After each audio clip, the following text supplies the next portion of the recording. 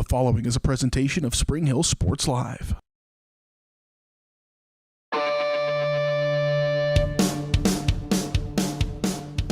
It's time for Spring Hill High School Athletics. On your home for the Broncos, Spring Hill Sports Live. Spring Hill Sports Live is presented by Strode Orthodontics, creating beautiful, healthy smiles. Learn more at StrodeOrtho.com. Also by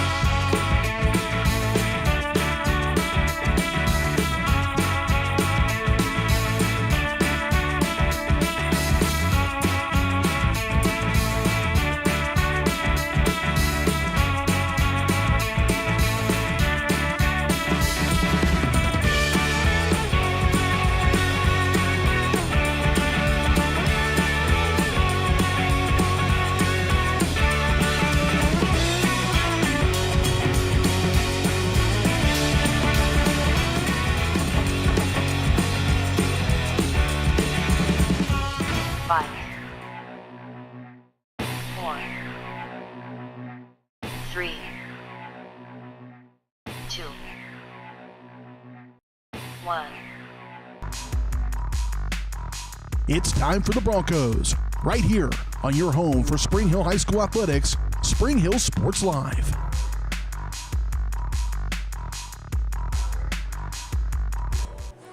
Hello and welcome to the Spring Hill Activity Center here live on Spring Hill Sports Live. I'm Tristan Jordan, joined by Reed McAvoy for this evening's matchup between the Bonner Springs Braves, who are playing away this evening at Spring Hill High School against the hometown Broncos. The Broncos have come out to a shaky start to the season after shuffling their starting formation, going from that classic 4-4-3 to the 3-5-2, They started out really rough against Gardner Edgerton. 8-0 was the result of that one. But since then, they've righted their ship, Reed, and they've started to hit some smoother sails, winning away at Tonganoxie 2-1 and then away again at Paola 11-0, hitting that mercy rule. Yeah, and this is a matchup against Bonner Springs here where Spring Hill has historically come out the victor. And so even though they are trying out a new formation here, putting some people in new positions, I do think that today will be no different than the past. I have to feel the same as you, although there is a blip that has never happened before, and that blip would be Bonner Springs coming off of a 7-0 victory right before a meeting with the Spring Hill Broncos. So both teams coming off of clean sheets and almost double-digit goals, certainly non-traditional scores as the ways of soccer go. But Reed McAvoy is joining me this evening on camera and color for the broadcast.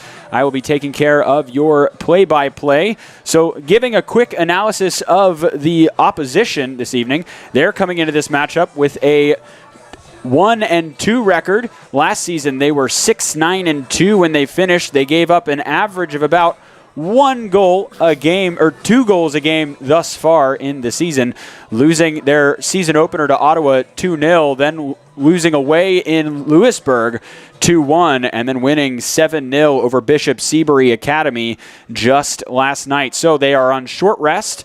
The Broncos have a bit more rest in their legs, as the last time they played was on the 7th. So we'll be right back with more pregame show right here on Spring Hill Sports Live.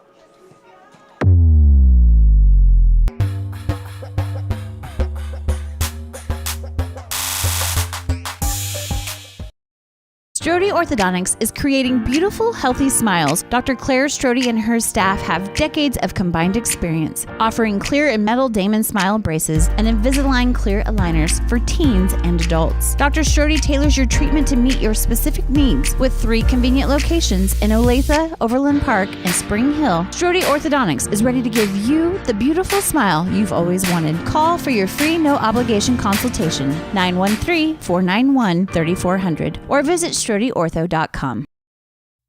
Are you looking for a trusted heating and air conditioning contractor? Look no further than Comfort Designs. Comfort Designs Heating and Air has 100% NATE certified technicians who are friendly, knowledgeable, and ready to help. They'll care for your home and complete the job with speed and precision. Locally owned and operated for more than 20 years, Comfort Designs Heating and Air Conditioning. See all they have to offer at comfortdesigns.net or schedule your appointment at 913-592-4453. What is typically a daunting, frustrating, and intimidating experience was enjoyable and exciting because of Amy. She listened to what we envisioned for our future home and was able to show us houses that reflected this. She was with us every step of the way, taking the time to answer our phone calls and text. We ended up with our dream home all thanks to Amy. Feel at home while you find your next home with Amy Kelly of Reese Nichols Real Estate. Amy goes above and beyond for her clients and even makes a contribution to Ronald McDonald House with every closing. Contact Amy Kelly to buy or sell your home.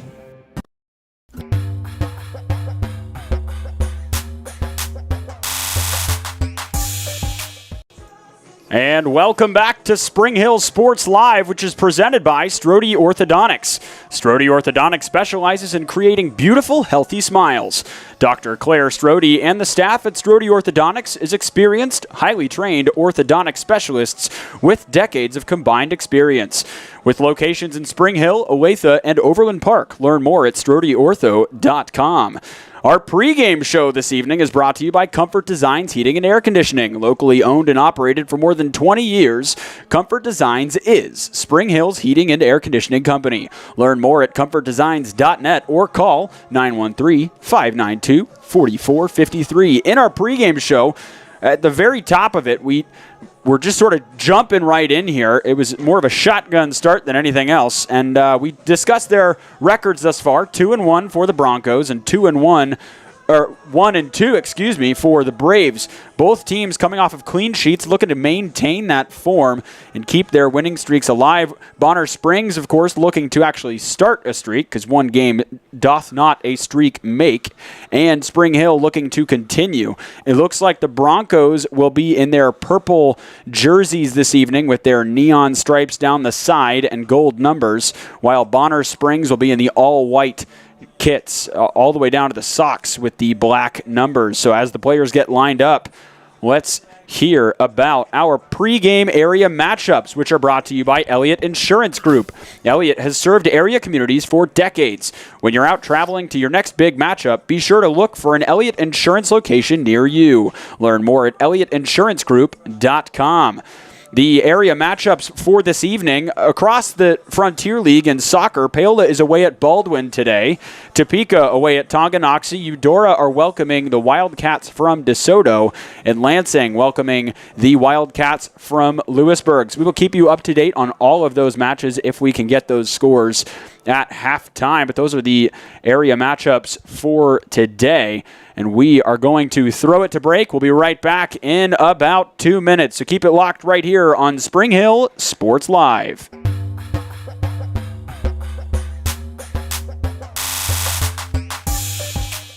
At Elliott Group, we work, live, and shop in your local communities. Serving Miami and Johnson counties for more than 45 years, Elliott Group understands your needs. As an independent insurance agency, Elliott Group works with numerous carriers to find the coverage that best fits your needs. In Spring Hill, call 913-592-5552 or visit ElliottInsuranceGroup.com. Elliott Group is a proud supporter of Spring Hill and USD 230. At Elliott Group, we work, live, and shop in your local communities. Serving Miami and Johnson counties for more than 45 years, Elliott Group understands your needs. As an independent insurance agency, Elliott Group works with numerous carriers to find the coverage that best fits your needs. In Spring Hill, call 913-592-5552 or visit ElliottInsuranceGroup.com. Hello, I'm Dr. Alyssa O'Connor, and I would like to welcome you to Sozo Chiropractic. So many people only seek out a chiropractor when they are in pain, but ongoing wellness care helps you deal with stress and be healthier. At Sozo Chiropractic, the focus is on holistic wellness for any age. I am Webster certified for prenatal care, pediatric trained, as well as a family chiropractor. We also offer acupuncture and sauna services. Sozo is a Greek word that means to heal, to make well, and to restore health. And that is our goal for each one of our patients who walks through the door.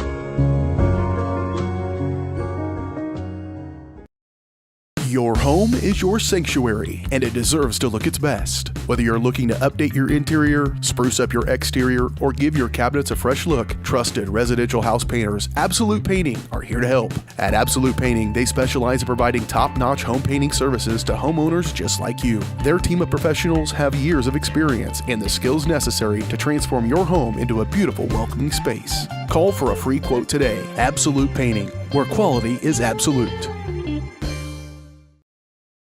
Hi, I'm Dr. Aaron Stoes with Paola Vet Clinic. We'd like to thank you for trusting us with the care of your pets and large animals. At Paola Vet Clinic, we're proud to be your hometown veterinarians who know and care about your family. We provide cutting-edge diagnostic services, digital radiology, ultrasound, and in-house same-day blood work, chiropractic, and reproductive services. Come in and see us at our new location here in Paola in the Industrial Park with indoor cattle and equine facilities complete with a hydraulic tip chute. With a team of 11 veterinarians, our commitment to this community makes Paola Vet Clinic the vets you can trust.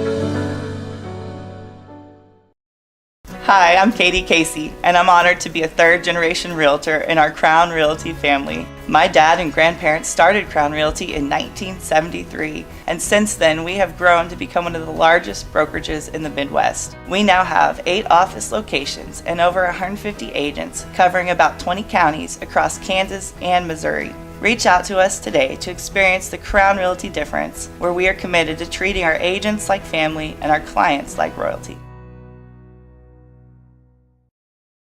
Whether you're trying to make the most of the next harvest, navigating a changing business landscape, or planning for the next chapter in your life, the professionals at Prime Accounting Solutions are here to help. With 10 locations, Prime Accounting offers convenient, friendly accounting and tax services at a fair price. Payroll, bookkeeping, business planning, personal tax filing, and more. And now Prime is the place to go for insurance. Bronco fans can find us at 408 North Webster in Spring Hill or call 913-592-2015. To find a location near you, go to primeaccounting.net.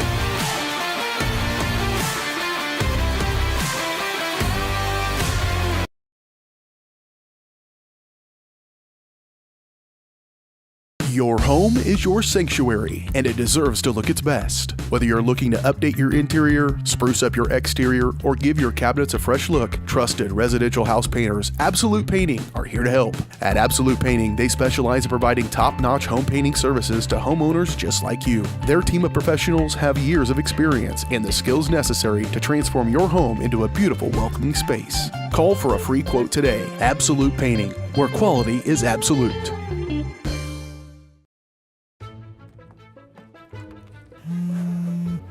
Oh, hi, honey. Hi, Grandma. I'm really sorry. I won't be able to make it today. I have way too much homework, and you don't have enough internet. Oh, honey, I gotta go. I gotta go. Oh, I need more internet in my house. Well, you know, you could have just called, right? Oh, Call Go Brawley today. Up your lawn care game at Hers Inc. in Spring Hill. We have one of the area's largest and most diverse selections of lawnmowers, including top brands like Altos, Bobcat, Gravely, Dixie Chopper, and Red Max. Quality built machines for any size job. And when you get your mower at Hers, we offer full service and repairs covered by your warranty. From the backyard to the back 40, the all-star lineup of mowers at Hers will make you the captain of the lawn. See the full lineup at hersinc.net. Call 913-247-3530 or just stop on by. Strode Orthodontics is creating beautiful, healthy smiles. Dr. Claire Strode and her staff have decades of combined experience, offering clear and metal Damon smile braces and Invisalign clear aligners for teens and adults. Dr. Strode tailors your treatment to meet your specific needs with 3 convenient locations in Olathe, Overland Park, and Spring Hill. Strode Orthodontics is ready to give you the beautiful smile you've always wanted. Call for your free no-obligation consultation, 913-491-3400, or visit StrodeOrtho.com.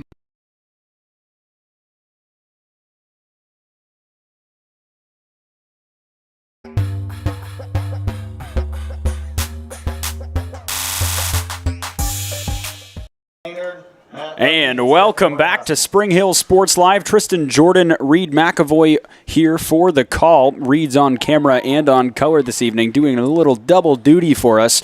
We have our starting lineups, and then we'll get into our keys of the game presented by Spring Hill Fall Festival. But the starting lineups are brought to you by The Bean. The best way in Spring Hill to start your day is at The Bean. Delicious coffee, refreshing teas, and sweet treats like smoothies, frappes, and shakes.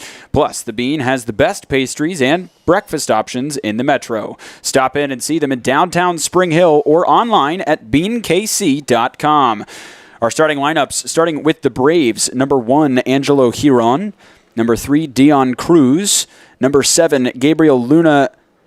Number 11, Jack Reed. Number 12, Brian Flores. Number 13, Kenneth Grimm. Number 14, Oscar Pinella. Number 17, Timothy Shockey. Number 19, Owen Andrzejewski.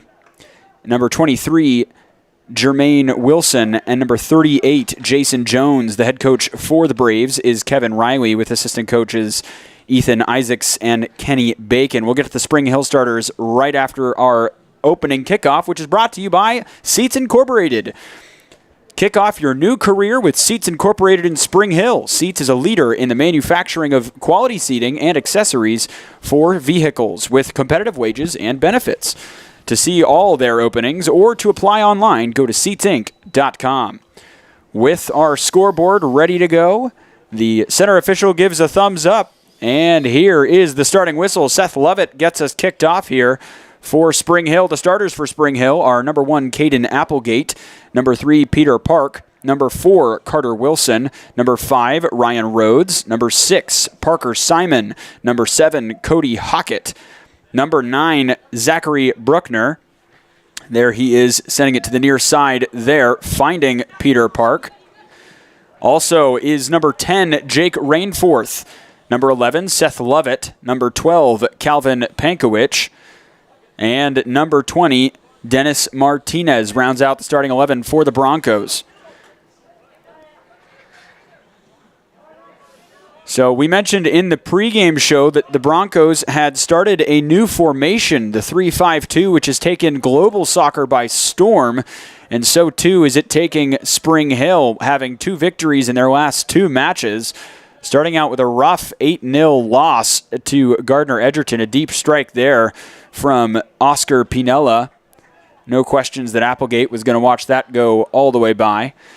But let's talk about some keys to the game, maybe including this new lineup here, Reed. Keys to the game are brought to you by the Spring Hill Fall Festival. Mark your calendars now for September 28th through the 30th for 3 days of fun activities. It kicks off the all-new Cornhole Tournament, followed by 2 full days of events Saturday and Sunday, including live music Saturday night. Learn more at springhillfallfestival.com. So, Reed, what are your keys to the game for us? So I'm looking out here at this Braves team, and it appears that we've got a 4-3-3 here. So it'll be really interesting to see how that 4-3-3 matches up against the 3-5-2 of the Broncos. That'll be a lot of work for the forwards to do. So if they can find space, create some early chances, maybe convert on one, that would be my key to the game for these Broncos today. Right on. So the key to the game, maybe attack on the break. Just create some nice early chances. I like it. Finding those spaces in between the lines, looking to just simply maintain possession. And that's a nervy moment there as the ball just bounced in between the midfield and the back line for Spring Hill. Ball's put back into the mixer. Heavy touch there from Pinella as they are able to clear it away. Rainforth scoops it up in the center circle. Coaching staff for Spring Hill noting to me earlier today in our meeting that we had pregame was that Jake Rainforth has bulked up as the Braves get an opportunity here in the box, cutting it back towards the top of the D, and it's a poor pass. It's scooped up and cleared away by Rhodes. He's able to find Park on the near side, who looks downfield for Lovett, and that ball goes out of play for a throw-in for the Braves. But he mentioned to me that with the exit of Caleb Bruckner, who is the traditional striker for this roster, who has since gone on to play at Johnson County Community College, been named to the Player of the Week a couple of different times. But Jake Rainforth taking that call to action on himself, hitting the weight room, certainly bulking up. You can see a nice pass there from Rainforth trying to find Lovett. But apparently he has become an ideal target forward. So today he's playing in that secondary striker role, almost as more of a creative 10 at times. Lovett trying to dribble at the defense of the Braves. It's picked up by Park.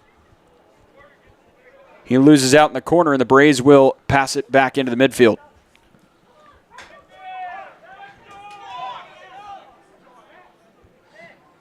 Good pressure there from Parker Simon, a returning starter to this starting 11 for the varsity squad. He's a traditional number 6 in world football as it's known. So a central defensive midfielder will oftentimes wear the 6, thus having 6 as the name for the position. A nice cross there, looking for the head of Lovett. It falls to Peter Park. He takes a strike with his right foot off the inside post, and it's cleared away. Great opportunity there from Peter Park and the Broncos. It's really interesting seeing what this Broncos team looks like when they get onto the attack. They have almost 7 forwards, maybe more like 4 forwards, 3 attacking mids, but that 5-2, everybody that's not playing defense is all out attack, and it is really being quite bothersome for this Braves defense, and that is offsides right there. Yeah, so something that they did last season, Reed was not able to see them last year, but one thing that we noticed from the Broncos last year was that they loved utilizing those attacking fullbacks. And a lot of times in this 3-5-2 formation, you'll oftentimes have traditional wingbacks, so it's almost more of a 5-3-2 as opposed to a 3-5-2. At least I prefer to call it a 5-3-2, but the coach is referring to it as a 3-5-2. So those wingbacks will, when in defense, will tuck back in by their sided center backs and then launch themselves up into the attack. It was something that they tried to utilize last year in that 4-3-3, and it oftentimes left them bare at the back with not enough bodies. Having Lovett there trying to find the half space in between the center backs, be able to force himself back onto the ball, takes a strike with his left foot, but under contact, it'll go out of play for a goal kick. It's just part of that evolution of the sport. Yep. I know you as a Tottenham fan are undergoing a bit of an evolution of the sport in a different way. Sure thing. New coach and all. Yeah, it's really interesting seeing how these wingbacks open up that space in the attack, really giving the four defenders for the Braves trouble back there.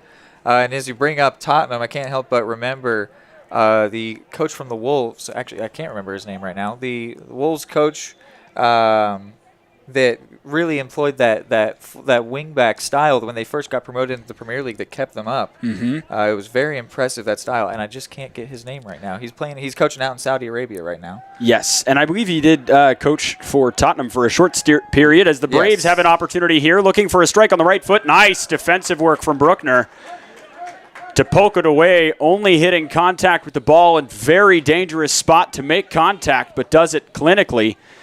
Good refereeing.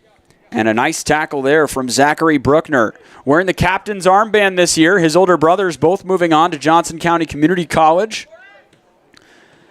Taking over the number 9 from his brother Caleb. Zachary also gaining the armband with that new responsibility. that comes with the number 9 shirt. Braves with a nice turn on the near side.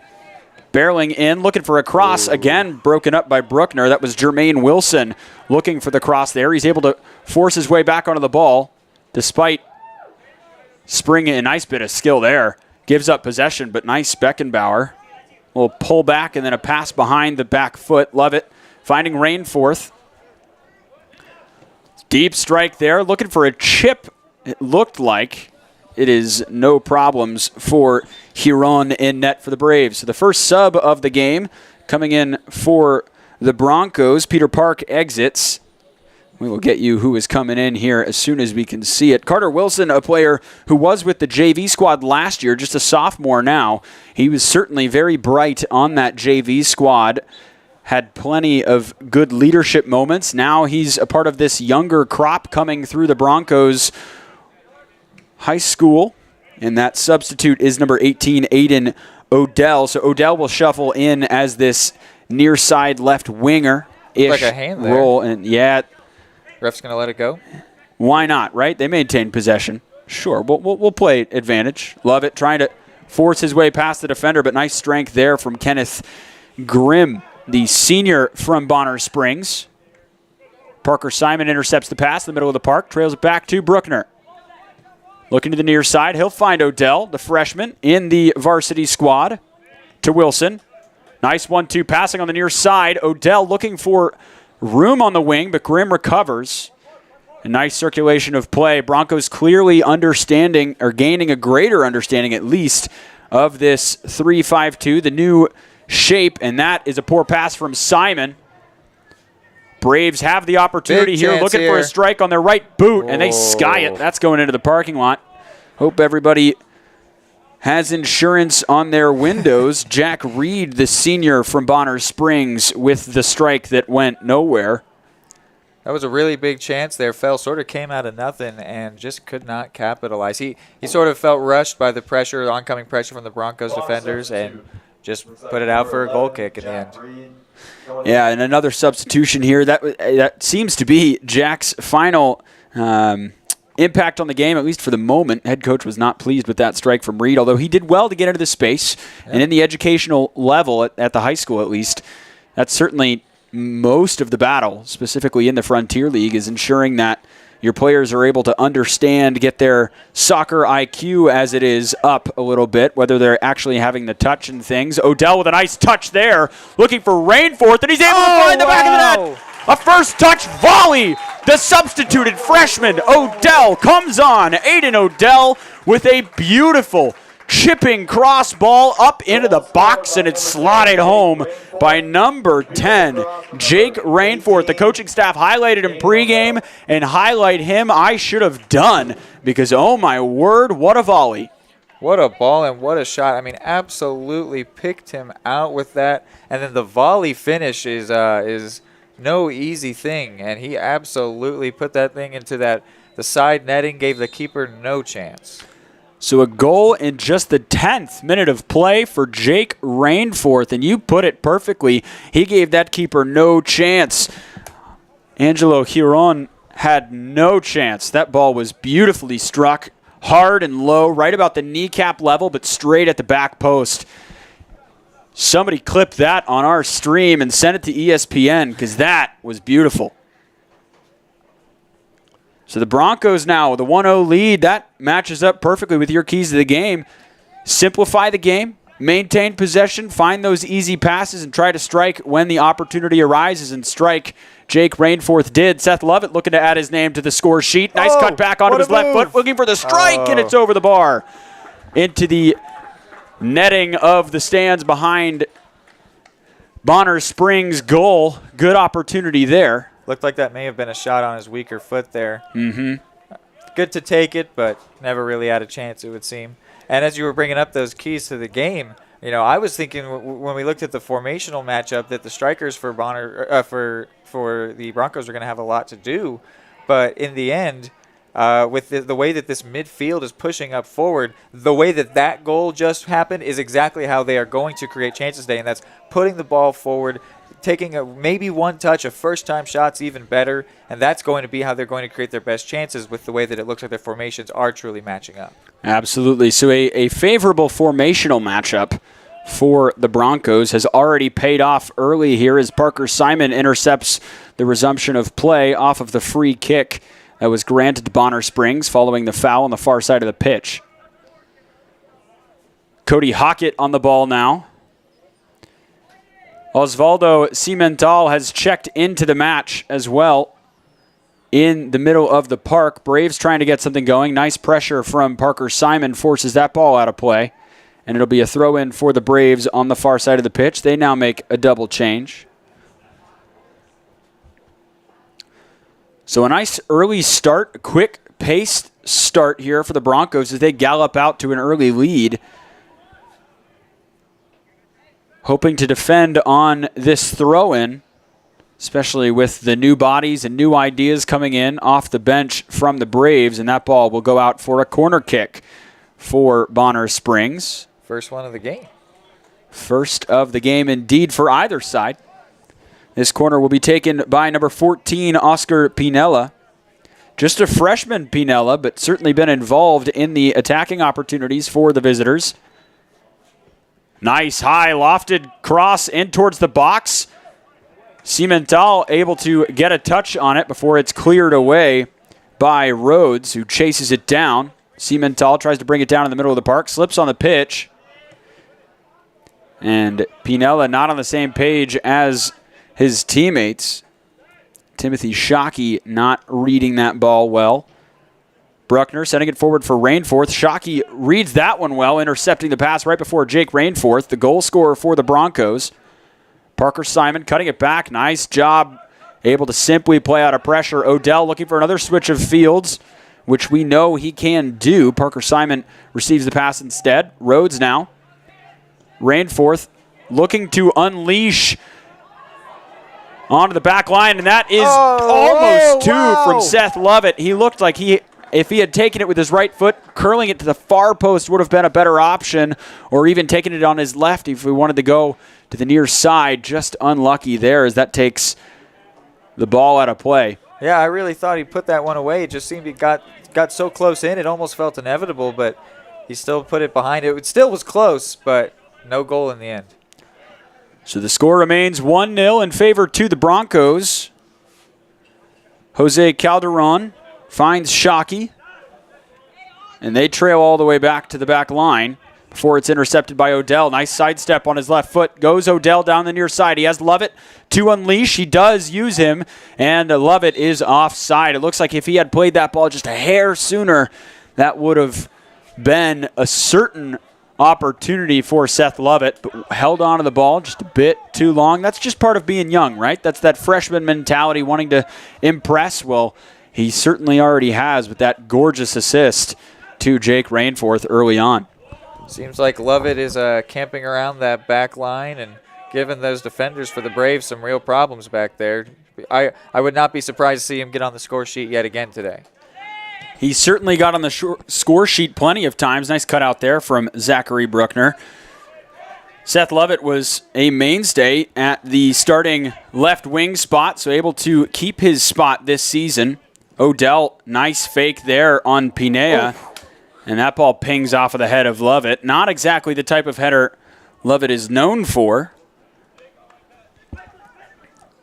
Rainforth takes the throw in quickly. Odell trying to use his body a little bit, try to shielding it off. Pinella hops back onto it.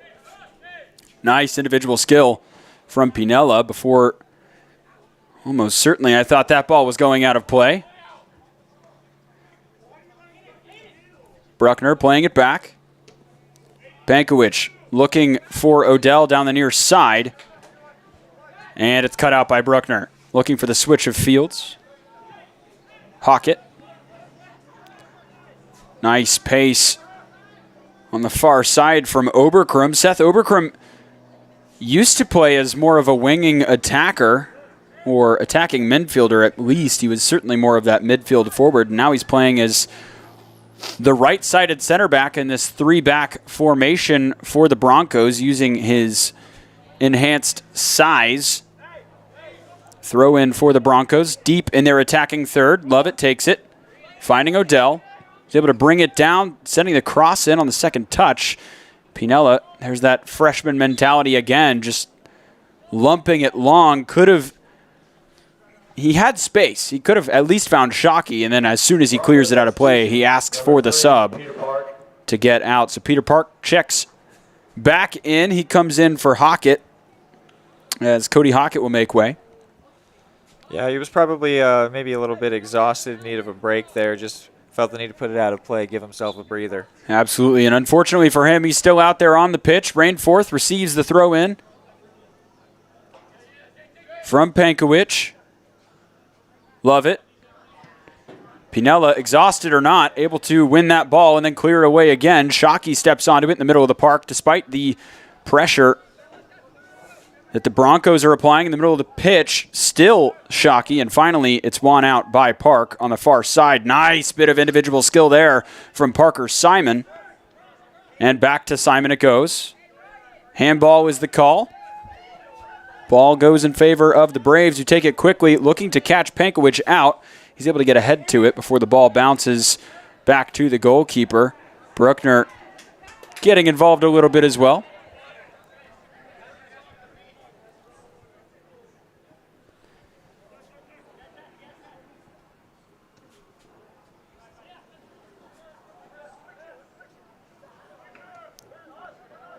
Simon. Siementhal. Pankowicz looking for Odell, and it's cleared out by Shockey. Good sliding block there. Throw in taken, finding Siementhal. Back to Bruckner and back again. Since the goal, it really feels like it's been all Broncos ball here. Spring Hill really looked like the only ones that have been likely to score, as they are here again. And the shot is caught by the keeper, Hiron.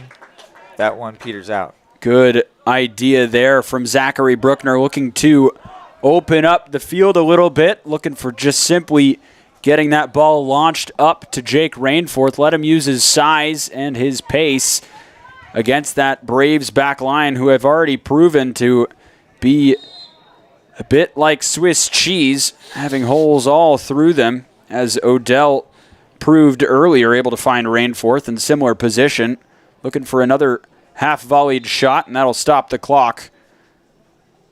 Following an injury to number 18 for the visitors, Jose Calderon, he will have to be subbed off. Pinella still out here, despite having asked to be subbed off at the last stoppage of play, and it looks like his substitute's waiting at the halfway line for a Braves throw, or at least a stoppage of play where they will have the ball. Rainforth jumps up, puts his elbows into the back of the defender, and that is no call. Still Bronco throw, and they're attacking third. Thought it was funny you brought up that freshman mentality, and although it may well be a freshman mentality, in the end, if he puts the ball further away from his goal, the opponent is less likely to score. It's not a bad mentality to say it in that way. It's totally fair. Just simply relieve the pressure. Seth Lovett whistled for the foul there. But from my perspective, I much prefer while I do not condone Manchester City or anything about that, I'm not a Manchester City fan, but I appreciate the way that Pep Guardiola plays his football in having that simplistic passing style, just simply play out of pressure like this from Seth Lovett. He easily could have just turned and lumped it long to the other side, but instead he played into the space. Odell read it well, maintaining possession. Parker Simon sending it forward. No, certainly, and I have played for many a coach as well that really want their defenders to take the ball under control and do something smart with it rather than just get it out of there, even though getting it out of there isn't always the worst idea. It's just that big-time clearance is not always necessary. Exactly, and that's my main point. While it's not a bad idea under any circumstances, sometimes there's just a better idea, which is simply having a shorter pass, and then thus stringing those together can lead you into a counterattack instead of just simply relieving pressure for the moment, letting your formation breathe back into its proper shape, and then you're under pressure again just moments later. Yeah, and that's not to mention that his clearance went straight out for a throw rather than getting it further down the field. Exactly. So just really just delaying the inevitable there rather than anything else. Exactly. Rainforth sending it in for Lovett, tapping it off, looking for Rhodes, and the ball just hits off the bottom of his studs and falls to Bonner Springs. Parker Simon applying nice pressure in the middle of the park, able to win that and handing it off to Peter Park. Nice ball control here from Peter Park, looking for Rainforth to make the run on the far side. He does so. Rainforth looking for the cross in towards the box. Nobody's there. It was over Lovett's head.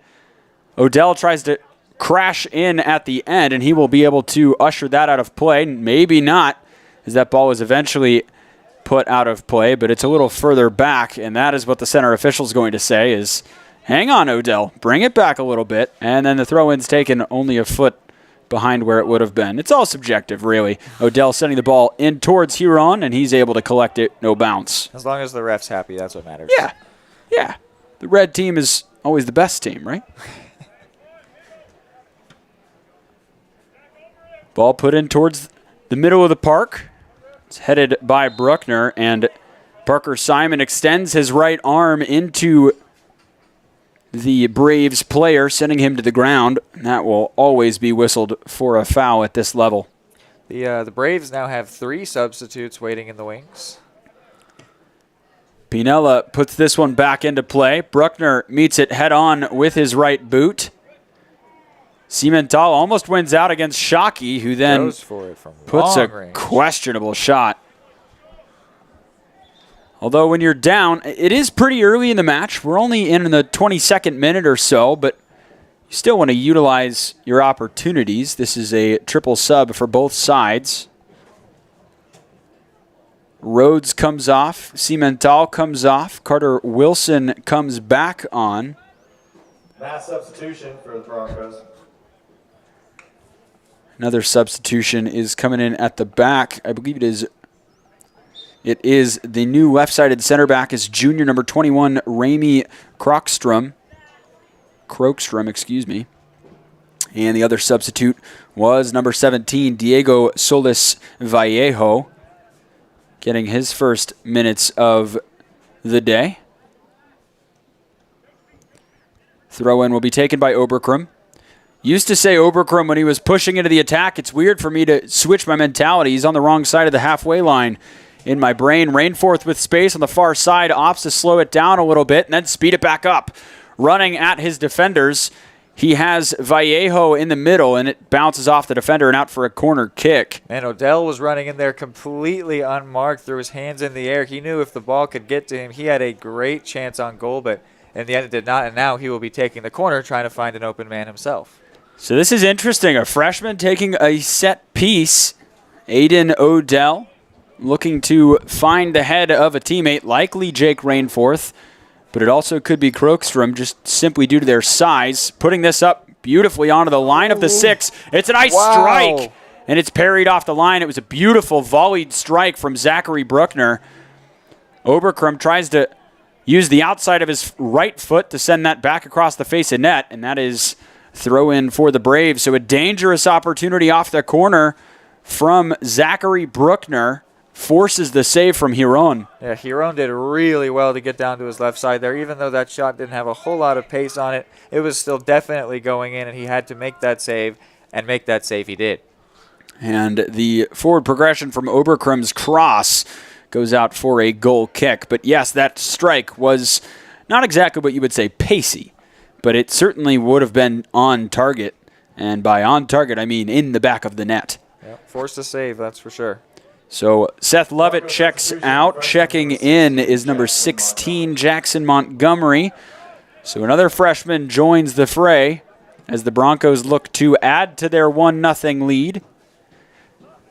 Their confidence in this formation is certainly evident, having struggled against Gardner Edgerton in week 1. They were able to figure it out in week 2 against their opposition before coming home this week, beating Tonganoxie and Paola in their wake, ready to add the Braves to the waves they are leaving across the Frontier League. Solis Vallejo with a nice hard strike just outside the box with his right foot. It's pushed out for a goal kick. So Aiden Odell will do it again. And finally, the center, AR on the far side. Everybody saw it and started booking it to that corner of the pitch before the AR on the far side raised her flag. So Aiden Odell, the freshman, set to take this corner kick. Last time around, good offering for Zachary Bruckner. Maybe this time you can put more pace on the end of it. Nice ball in. Ideal ball in. It's met by the opposition. It's blocked by the back. I think Huron made a save and didn't even know about it. And now simply put out for a cleared throw. away. That was a great block there. I can't even tell who that was, but somebody just simply turned their back to the ball and it bounced right off of them, right around the 6-yard line following the strike from the Broncos. Here's Montgomery. Ball still with him. And he loses out in the box. It's cleared away by the Braves. Krogstrom's first touch is not ideal, and then he tries to jump on a poor touch from the Braves. Wins the throw-in for the Braves. I really think that Huron may have actually gotten in on that block, but if he did, he had absolutely no idea about it. It just happened to hit him where he was standing. No matter what, that ball was kept out, and again, it was certainly on target. Absolutely. So more dangerous set pieces, hopefully to come from the Broncos. 2 strong corner kicks that resulted in shots on target. They now have 3 on the day, including their goal.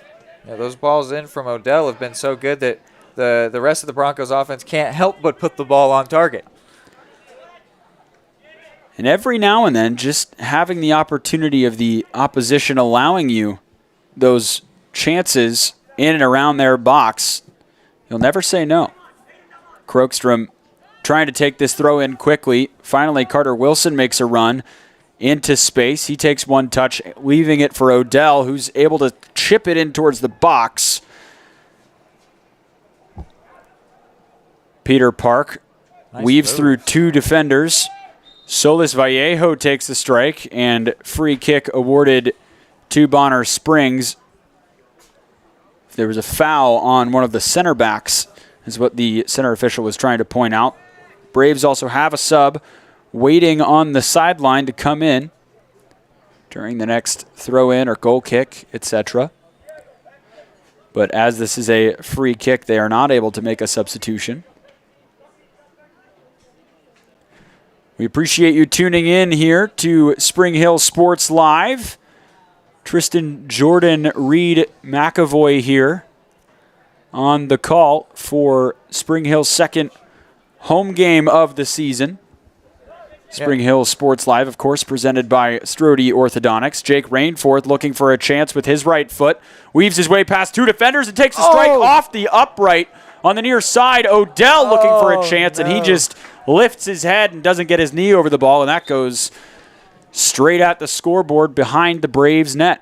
Man, what a shot there. Beat the keeper and then beat against the post, unfortunately for him. But that was a really impressive move, followed by a great shot there by Rainforth. The flow of this game has been very interesting. It was all Broncos for quite a while, and then the Braves did get a couple chances. They were a little lucky, but chances are chances, and they blasted them over the bar, both of them. And then now it has just been all Broncos again, but they have yet to capitalize and get a second, which would make them feel oh so more comfortable. And oh so more comfortable is what the Braves are feeling after winning this foul. Relieving the pressure, at least momentarily. And while comfort may come momentarily for a 2-0 lead, it's also, as you know, the most dangerous lead in soccer. I am well aware. I've been on quite a few teams that have lost a 2-goal lead, and it's like, what happened? We felt so safe. And that right there is why. You feel safe, then one gets you, your confidence is down, they get a second, now you're down and out and feeling mad at yourself, they get a third, and now you're just ticked off. Everything breaks loose. Wilson on the ball in the middle of the park.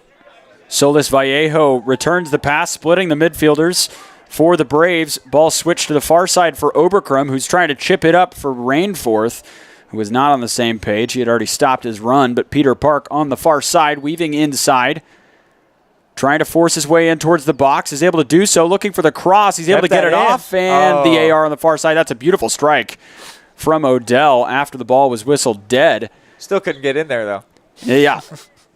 Huron denying him even after the whistle.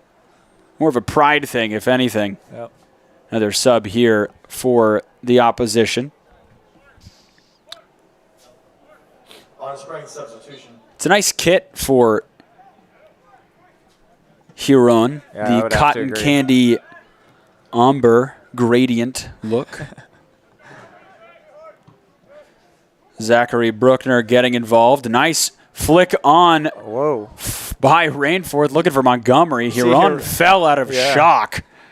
Able to get back to his feet and collect. That could have been very disastrous had the striker for the Broncos been able to get there, or just had a Huron not found his footing quick enough, because he was needed, and right in that moment, his feet failed him. Goalkeepers are the only players that traditionally don't really need to use their feet, and that might could be a card. No? And it's not. Center official acknowledging it was accidental. Very unnecessary there. The Braves, their forward was feeling the pressure of the fact that they finally had the ball in the opponent's half, really wanted to keep it there, and that was just an ill-advised move there. Put his shoulder into the back of the defender. Jermaine Wilson was the player whistled for the offense on Zach Bruckner. Montgomery trying to drop in and help out on defense, even though they're in their attacking half. That's the type of mentality that you love to see from this Broncos side. Although young, maybe inexperienced, they do still have a lot of those values that head coach Eric Schwartz likes to instill in his players. That'll be a yellow card, as a hard slide tackle there on freshman Montgomery sees number 19, Aiden Andrzejewski, receive a yellow card in just 7.5 minutes remaining in this first half, which would make it the 33rd minute of play. Yeah, that's the senior Owen Andrzejewski. Just a lapse in judgment, we would like to say, for number 19 from the Braves. Sliding in there, just probably no malice intended, looking to get ball, but certainly nowhere near it. Still slowed the attack down. Slowed the attack down, but also conceded a free kick, which will be taken by none other than Aiden Odell. You guessed it. He's been very effective in this game so far. It'll be really interesting to see if he can make this chance capitalize for the Broncos. He is a great pickup coming in with this freshman class for Spring Hill. He has 6 teammates in and around the box, opting for the front of it to Oberkrum, who tries to get the back right heel on it, able to direct it on target before it's gathered by Huron. And now the Braves looking to go on the counterattack. Oberkrum again able to drop back, able to deny the counter from Bonner Springs. That was such a good ball in from Odell on that free kick. I mean, every single one of his balls into the box have necessitated a shot on target. Like, there's no other option for the Broncos forwards but to put that ball on target and potentially get a goal. Good chances off of set pieces from Odell, as he will hit the bench for a moment, likely until the end of this half. Almost surely will return to the starting lineup after this. You almost wonder if it's part of what Eric Schwartz is trying to do with this younger crop of players. It's a good chance here for Montgomery. Huron pushes it out of play, out for a corner kick, and as soon as you need a set-piece taker, he's on the bench. So we'll see who goes to take this one. It looks like it'll be Hockett. Cody Hockett, the junior who just checked in for Aiden Odell on the near side, will run over to the far side to take the corner kick for the Broncos. I would say, though, it sure seems like the Broncos are well practiced on these set pieces, so maybe it doesn't matter who's taking them. We'll see right here. Set pieces, not something that have always been a strength of the boys in purple, but a nice high lofted ball in towards the penalty spot, headed on from Bruckner, and again denied by Huron, who's been a rock in the back after conceding that opening goal. Another chance from Bruckner, just didn't have the pace on it that he was probably wishing he put.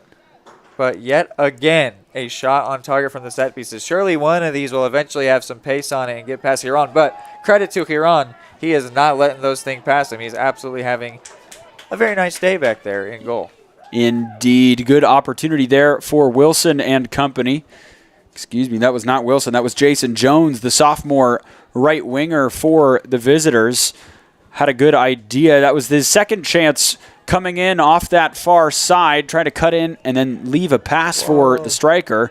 Rainforth, look at him go, ladies and gentlemen, puts his tires on in full wheel mode in towards the box, handing it off towards the top of the box. Oh my And the strike word. from Montgomery probably wasn't the right idea there. Probably should have left it for Solis Vallejo, who made a 40-yard dash into the box.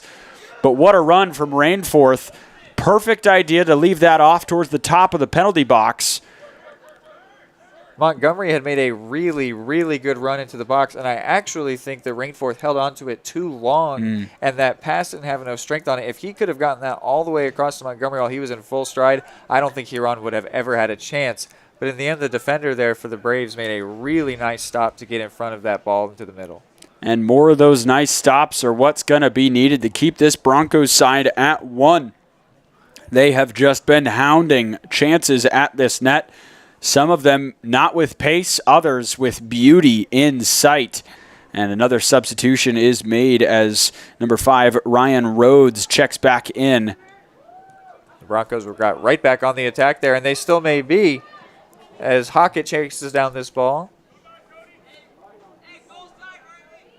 Braves trying not to simply get it launched. As we mentioned earlier, they must have heard us. We might need to close the windows in front of us as Shockey able to finally get it launched, and then it's bounced back into the middle by Wilson. Carter Wilson picks it up, leaving it for Rhodes. Now Lovett. Nice step over, scissor kick in the middle. Not scissor kick, but step over and then scissors the skill move. That was a big step in there from the Braves defender just to slow him down and get it out, and that is going to be a foul. Good physicality there from Oberkrum, able to get in between the man and the ball. Jones not happy about it, taking the center back down. It's the second time we've seen him take down a center back in chase of the ball. Neither one, a card was produced. Maybe on the third for persistent infringement. Free kick to be taken by Bruckner, who launches this in towards the box. It's parried away by Huron.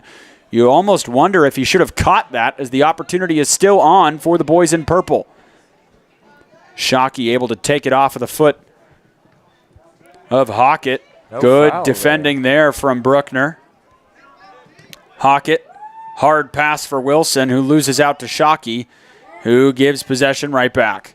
Sophomore goalkeeper Applegate collects no problem. As we got 2.5 minutes here left in the half, do you think that we will see another goal before the conclusion? Conclusion of the game, absolutely. Probably not the half. I would say ditto on both of those thoughts. But if anyone is going to score, it's going to be these Broncos. Absolutely, and score they may, as Jake Rainforth on his tires again, cutting in, has the chance on his own, and that's the goal! As we say it. What an opportunity from Jake Rainforth. Just takes it himself. Last time he tried to shove it off in towards the penalty spot. It got mucked up and cleared away. This time around, takes it himself, takes a defender out in the process, and doubles the Broncos' lead. I would say, looking back at his last chance that ended up going amiss because of his pass, that was the other option he should have taken. I think that the timing of his pass on his last opportunity was just what actually killed that chance, because he had gotten in, he was bearing down on goal, and then got rid of all of his momentum, as it looks like a Braves defender is down here. But that finish is keeping it himself, maybe staying a bit selfish, but DIY did in fact work for him. And it is 2-0 here for the Broncos. Right as we brought up that we didn't think a goal was going to happen in the rest of the half, maybe we should just keep doubting him. Seems like as soon as I said it, I was like, they're gonna get a counterattack right here, and then they're gonna score. And this is Brian Flores being helped off the pitch here, walking off under his own power, which is nice to see. Does have a limp though. Looked like he got tripped up in that chase of Rainforth hitting the deck, but he will be subbed out at least for the final 2 minutes of this first half, which have been all Broncos. Chance after chance, 6 shots, 2 goals, hard to beat. Certainly could be more on that board for the Broncos if they're able to put a little bit more oomph behind their shots. And Braves proving they don't want possession here today, as Shockey just simply gets it launched, and it's returned by Oberkrum. I mentioned earlier that the Braves' 2 chances came from a bit of lucky bounces. It seems like they are putting it in there, playing that Route 1 style, putting it forward and just hoping it falls to the feet of an attacker and can make something happen. Because that's going to be a foul there. This will give the Braves a nice spot to send in a ball and maybe have a result like the Broncos have had with Odell. But just as you were mentioning, they're launching it up forward. They're playing that Route 1 style, just hoping something's going to fall down for them rather than really trying to break the defense down. And it does work. Otherwise, people wouldn't do it. But it is not always very effective, especially as the Broncos are more free to sit defenders back and just take control of the defensive side of the field. Shockey opting to take the strike, and good seniority there out of the sophomore goalkeeper Applegate, taking to ground, eating the seconds off the clock. Shockey unlucky in his efforts that time around. Montgomery sending it to the far side. Hockett is completely open on the other side of the field if they can switch it. Able to put it in for Simon, who finds Wilson. Wilson not opening up to his left as momentum would suggest, but Lovett on the far side. Montgomery gets muscled off the ball by Pinella, who's back on the field. Came on for the injured Flores before finally getting it launched. Only as far as Simon, just on the edge of the attacking third for the Broncos. Finally, the ball makes its way to Hockett, who leaves it beautifully for Krogstrom. Krogstrom finding the corner flag, looking for the cross with his left foot. It's low and hard. Finds Rainforth, cutting it back onto his right foot, looking for the strike, and it's over the bar. No, Rainforth, man, it fell right onto his dominant right foot. And I think his eyes got as wide as saucers.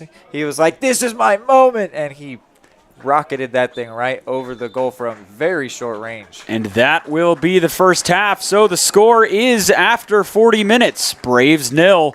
Spring Hill Broncos 2. Keep it right here on Spring Hill Sports Live. We'll be right back with your halftime show brought to you by Michael Gran, Farm Bureau Financial Services. Keep it right here on Spring Hill Sports Live.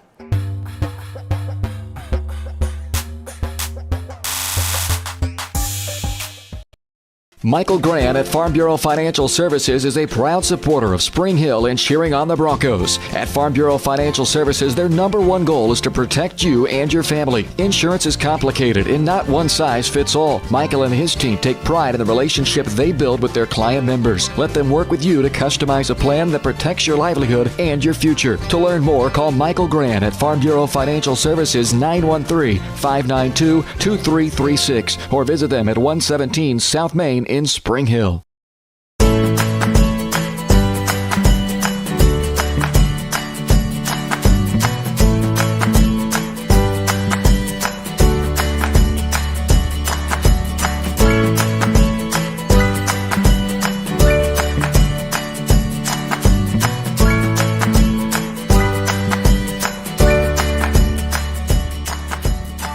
First Option Bank, community banking at its best. Member FDIC, Equal Housing Lender. For more than 20 years, Gherkin Rental has been the place to go to get the job done in eastern Kansas and western Missouri. With a huge selection of quality equipment, from roll-offs to trailers, telehandlers to generators, power washers to popcorn makers. Experienced equipment professionals and clean, well-maintained tools to help you get the job done right the first time. Gherkin Rental. Stop by any of their 13 locations across the KC Metro or call 855-GHERKINS. That's 855-437-5367. Hers Incorporated in Spring Hill is your area's premier small engine repair shop. Before you replace that faulty trimmer or mower, let our experts get you back to work. And if you are in the market for a new handheld, we carry Maruyama and Red Max trimmers. Plus, Hers is still the best place for hydraulic hoses, cylinder repair, and mechanical control cables. If that's not enough, we're also a UPS drop-off location. To learn more, visit us at hersinc.net, call 913-247-3530, or just stop on by. The industry's most advanced equipment and training, state-of-the-art diagnostic tools, and the small-town friendly service you expect. That's J&T Auto Service in Spring Hill. Eliminate the veil of uncertainty with J&T Auto's digital diagnostic process. This unique service ensures transparency, clear communication, and documentation, allowing for a quick and complete repair. To learn more or to schedule an appointment, call 913-592-6424. You can also visit jtautoinc.com. At Olathe Health, we perform cutting-edge surgical procedures because changing lives with innovative care drives us, one patient at a time. Olathe Health. Advanced healthcare. Advancing lives. If you're off your game because of pain or injury, turn to Olathe Health because orthopedics is our game. Joint repair and replacement, chronic conditions and injuries, hand surgery, sports medicine. Make an appointment today.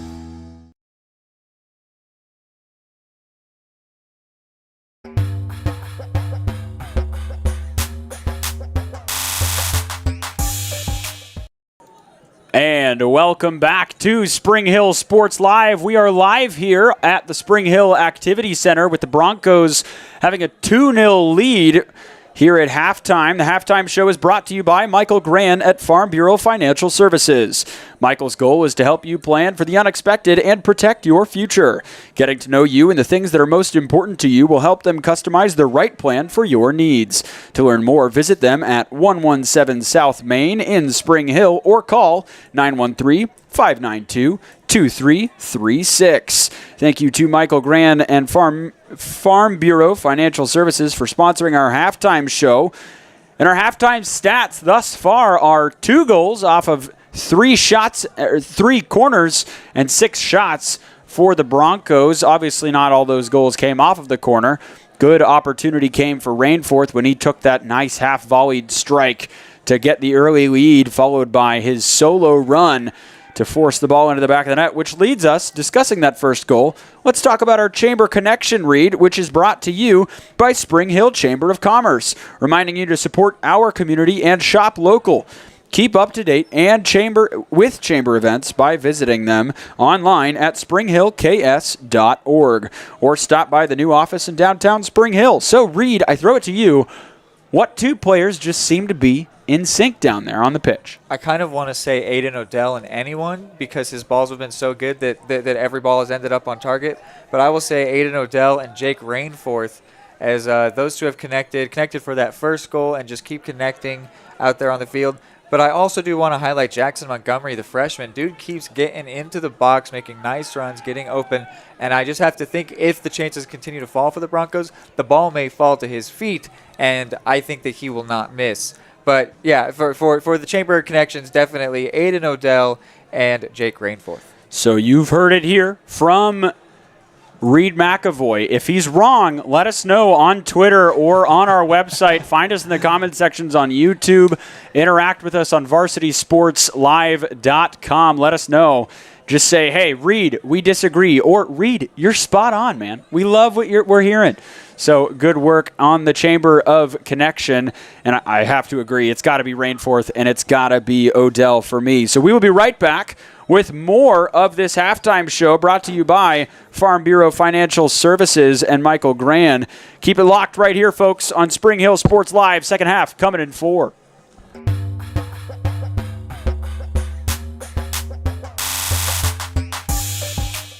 Your home is your sanctuary, and it deserves to look its best. Whether you're looking to update your interior, spruce up your exterior, or give your cabinets a fresh look, trusted residential house painters Absolute Painting are here to help. At Absolute Painting, they specialize in providing top-notch home painting services to homeowners just like you. Their team of professionals have years of experience and the skills necessary to transform your home into a beautiful, welcoming space. Call for a free quote today. Absolute Painting, where quality is absolute.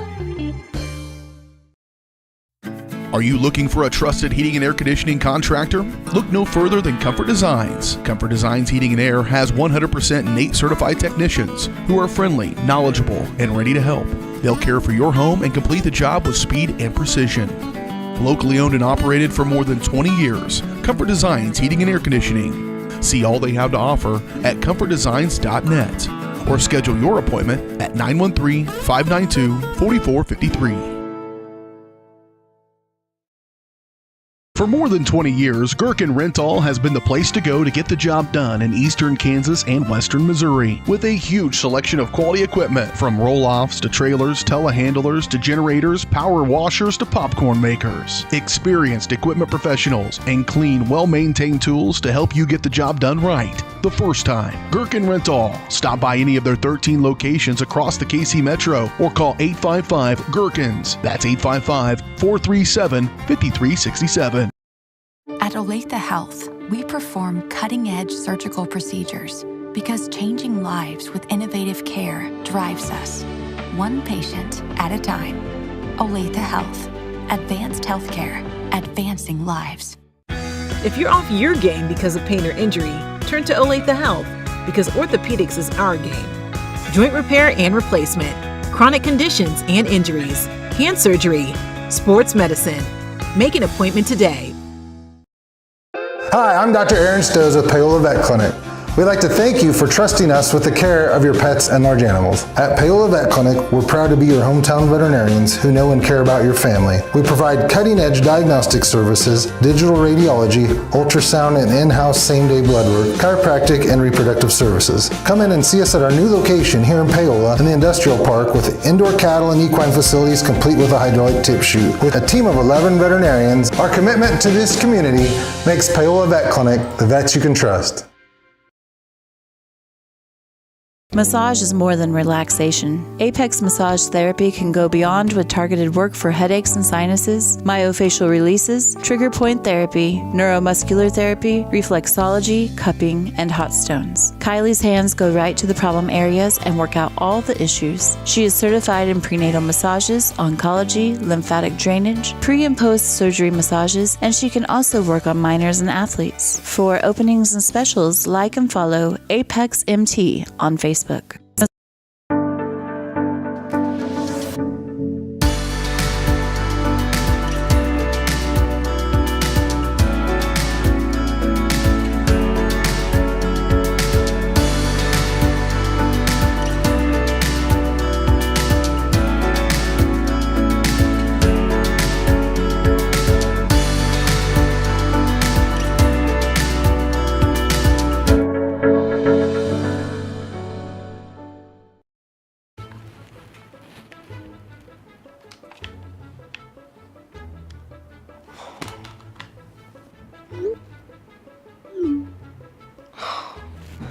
Stupid Go Brawly internet.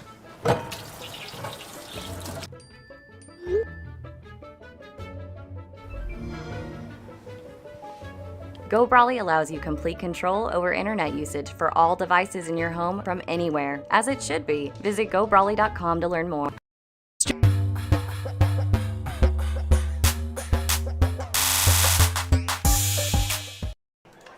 And welcome back to Spring Hill Sports Live, presented by Strode Orthodontics. We're ready for the second half. Second 40 minutes underway here in just a second. Jake Rainforth helping lead the Broncos charge out to a 2-0 victory at the halfway point in the match. Reed McAvoy, Tristan Jordan right here with you on Spring Hill Sports Live, taking you through all the nitty-gritty play-by-play formational understandings, numerical orderings, all of your ABCs and more right here on Spring Hill Sports Live. If you're interested in seeing more high school sports across the Frontier League and the state of Kansas in general, be sure to check out varsitysportslive.com. We'll have all of our live streams there, as well as on our individualized channels such as Spring Hill Sports Live, Eudora Sports Live, Lewisburg Sports Live. You get the idea. Just insert Kansas Town and Sports Live following if you're interested in seeing if we have those feeds. We certainly do have more Spring Hill action coming up this season, as that's a beautiful ball put in towards the box. Huron jumping up, parrying it down, collecting off of the free kick from Zach Bruckner. Parker Simon tries to win out against Shockey unsuccessfully.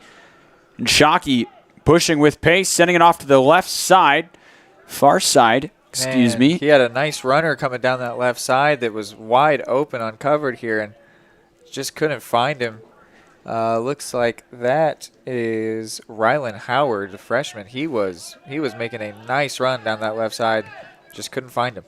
Good chances from both teams as it's really started to open up here at the start of the second half. Lovett takes a big, heavy touch, and that will roll out of play. But it feels almost more like a basketball game here at the start of this second half. We're only a minute and a half into it. Both teams have had possession in their attacking third at least twice. Broncos now in their second stint. Peter Park rolls it back for Oberkrum to take a nice deep throw, as we know he's able to do. Looks like at the start here, the Braves are sticking with that 4-3-3. Deep ball finds the head of Rainforth, who's able to direct it on net before it gets collected by Hiron. Sorry, Reed. Go ahead. Good. Do we count the long throws as set pieces? Because that would be another shot on target from set pieces. I feel like they are. Sure. I don't think that technically they are, but for the sakes of our broadcast, why not? I mean, it's a piece that is set. We're cutting edge, and we are going to cut the edges of statistics to say that, yeah, why not? But yeah, the Braves sticking with that 4-3-3 formation, going to try to match up in the same ways. We'll see if they keep playing the Route 1 style. Right out of the gate, it seems like they're trying to possess the ball more, like have the attackers make their own runs into the attacking third. But we'll see how that goes as the second half continues on here. Cheeky flick on there from Jake Rainforth, looking for the sprinter, which was number 7, Cody Hockett. Ball was cleared out of the way, hit the photography student by the far side corner flag when it went out of play. Poor photography student. Whoa. Carter Wilson with a nice crack there, pinging off of Pinella. And finally, play is whistled dead for a handball. Bronco free kick outside the box. Yet another set piece here. Here's a great opportunity. If Leo Messi was still in high school and lived in Spring Hill, Kansas, we'd all be on the edge of our seats. We're still going to be on the edge of our seats because another number 10 actually does live here in Spring Hill and goes to Spring Hill High School. His name is Jake Rainforth. He's on hat trick watch. Red alert, red alert. He is lining up to take this. Had a nice little conversation with Seth Lovett, who's also lined up to take. But it looks like this will likely be Rainforth, as he's the one who set the ball down, put it in the way he likes it. This will be a nice opportunity with his right foot, looking for the near side top bins, as they say in England. So Rainforth looking for the strike with his right foot, and it pings off the crossbar. Hiron just had to watch it go past. That was such a close effort from Jake Rainforth. You can tell he's been out here on his weekends and evenings, even when the Broncos aren't playing, getting in practices and chances on and a card's gonna be the opportunity. Here. And a card will be shown to number 6, Parker Simon. In high school, that means you have to exit the field of play. Not sure what that was for, not sure what's going on really, but Parker Simon forced to be subbed out, at least for the moment. Parker Simon receives the yellow. Head coach Eric Schwartz comes over and checking with the center official, looking for a bit more explanation on that. Is it rude to mention that the shot off the crossbar for Jake Rainforth is the first set piece for the Broncos that has not actually resulted in a shot on target, even though it feels like, and it did get as close as possible to a shot on target. That shot from right outside the box ended up being their first set piece to not produce a shot on target, although it still did give Hiron some work to do. And many people across the globe, regardless as to nationality or language of choice or just heritage, etc., would say, you know, maybe a shot on goal is the crossbar. It is the post, but in fact, it is not. So well done to you for being a part of the correct side of society. Yes, as Shockey tries to make a turn. Nice slide tackle there from Oberkrum. But possession still with Jack Reed and the Braves. Cut out by Cimental. Excuse me, that is Park. Park laying it off. Finds Rhodes in the midfield.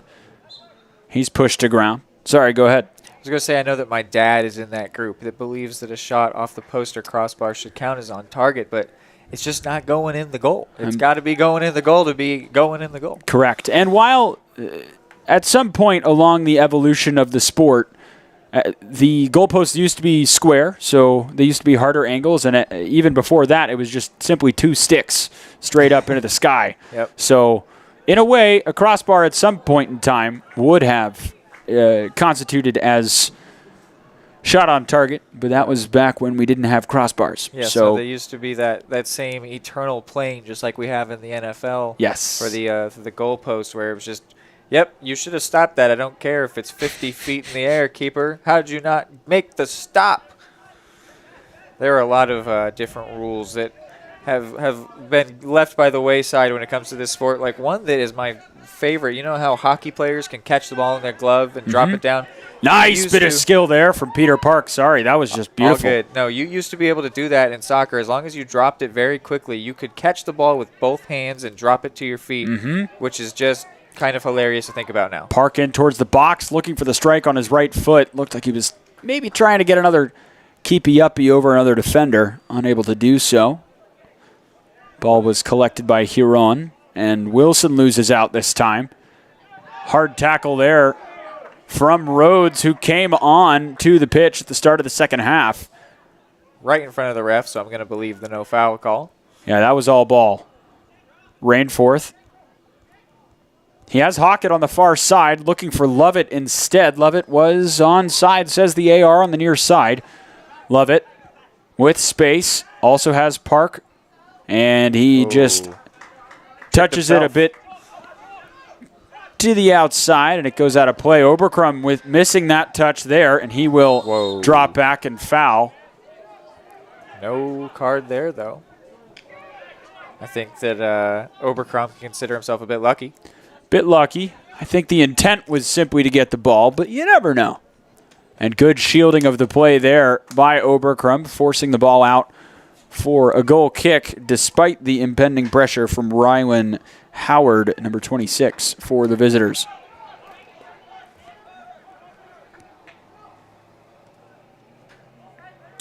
Calvin Pankowicz sending it forward.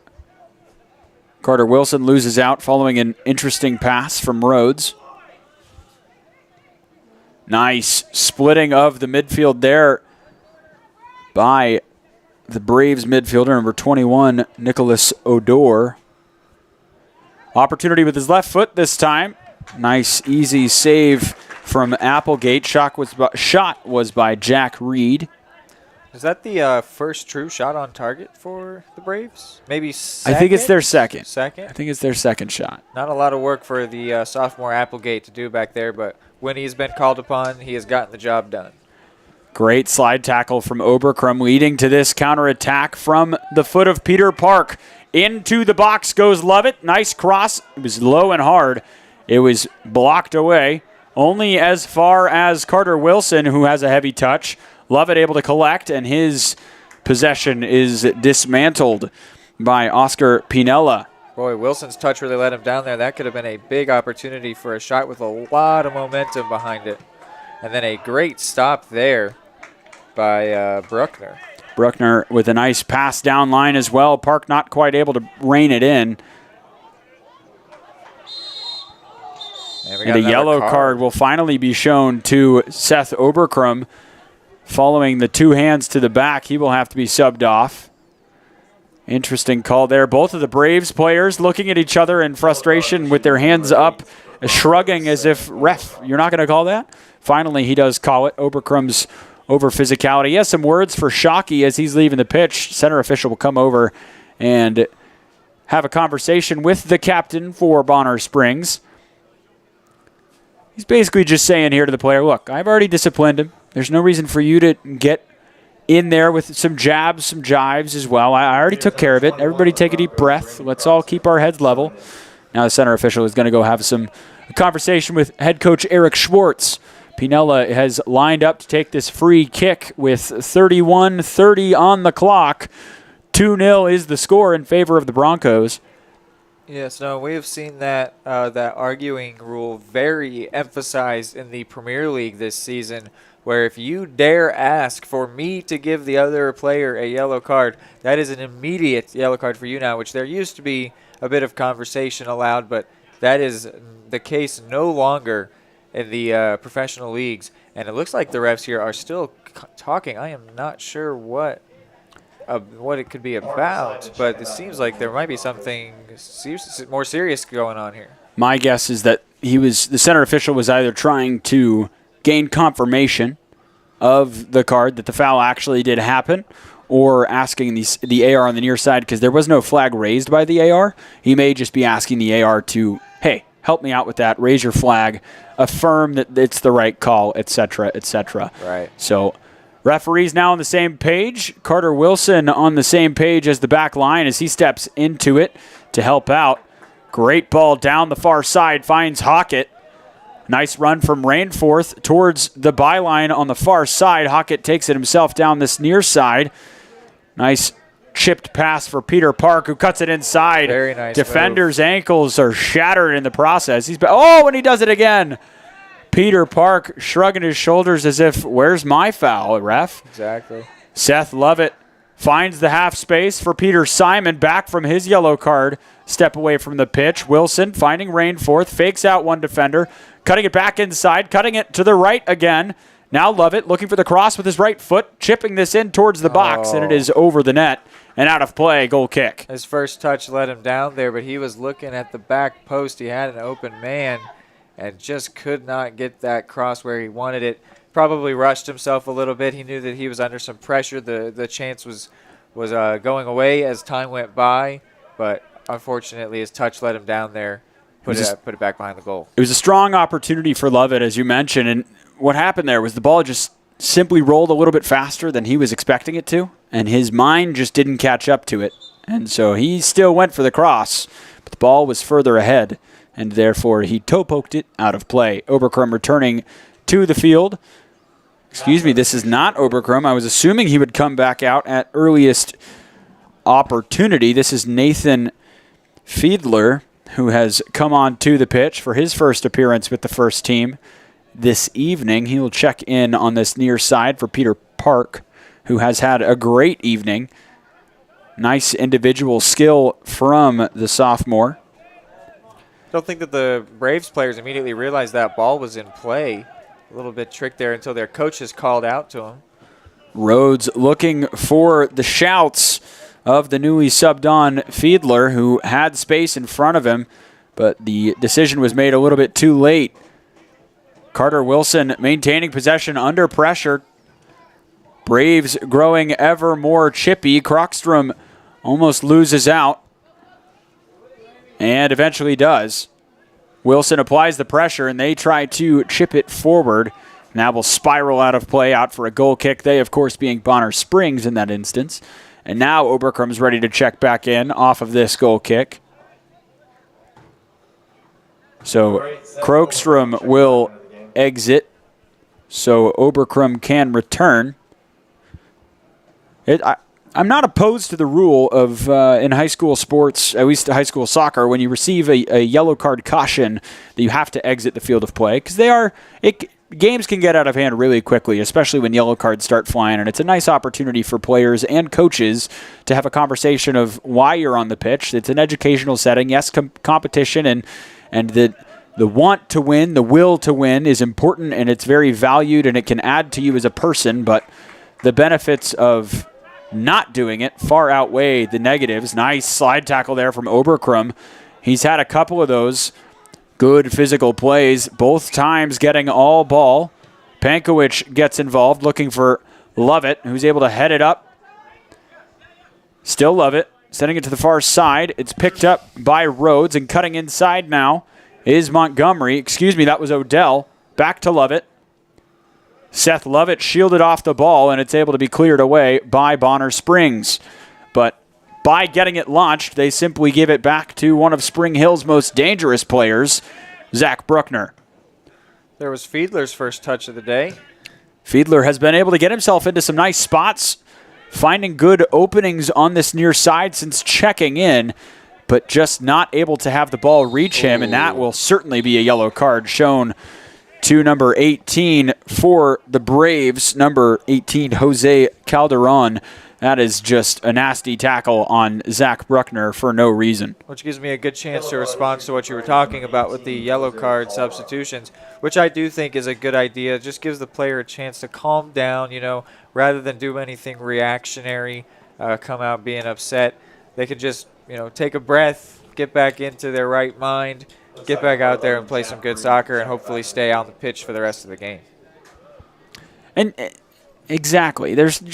There's no reason to allow, especially at the high school level, for the yellow cards to continue building and the more aggression to continue building. They may not necessarily have the same anger management skills as they do in the professionals or even at the collegiate level.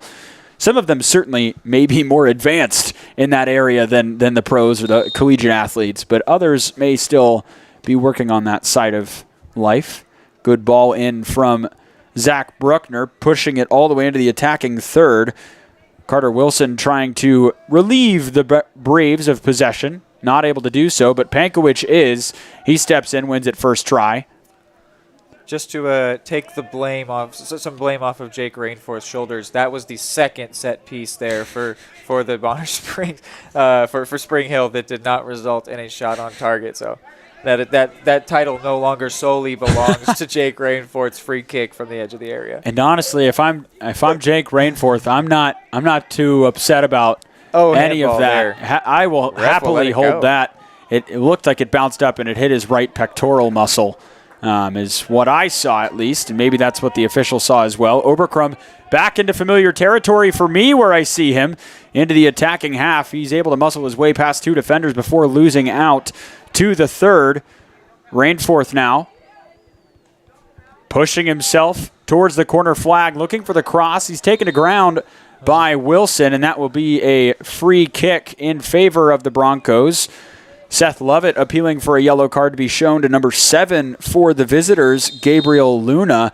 That'll be a stoppage of clock. This is what Lovett is asking for, and Lovett receives the yellow card, as you mentioned earlier. Yep, there's just no tolerance for that anymore. It's a new rule that if you ask me for a yellow card, I got one, and it's for you. I thought it was interesting that ball in from Rainforth. It almost felt like an and-one shot attempt in basketball of like, I know I'm getting fouled. Let me try to make something happen here. And in the end, that ball into the middle was not bad. Had there been someone there that could have gotten on the end of it, referee would have been completely right to play advantage and let it play out. But there was no one to get on the end of it, and so this free kick will be produced. And we have been talking all day about how these free kick opportunities for Spring Hill have been very lucrative. Absolutely. Odell's back out there, so Aiden Odell set to take this set piece.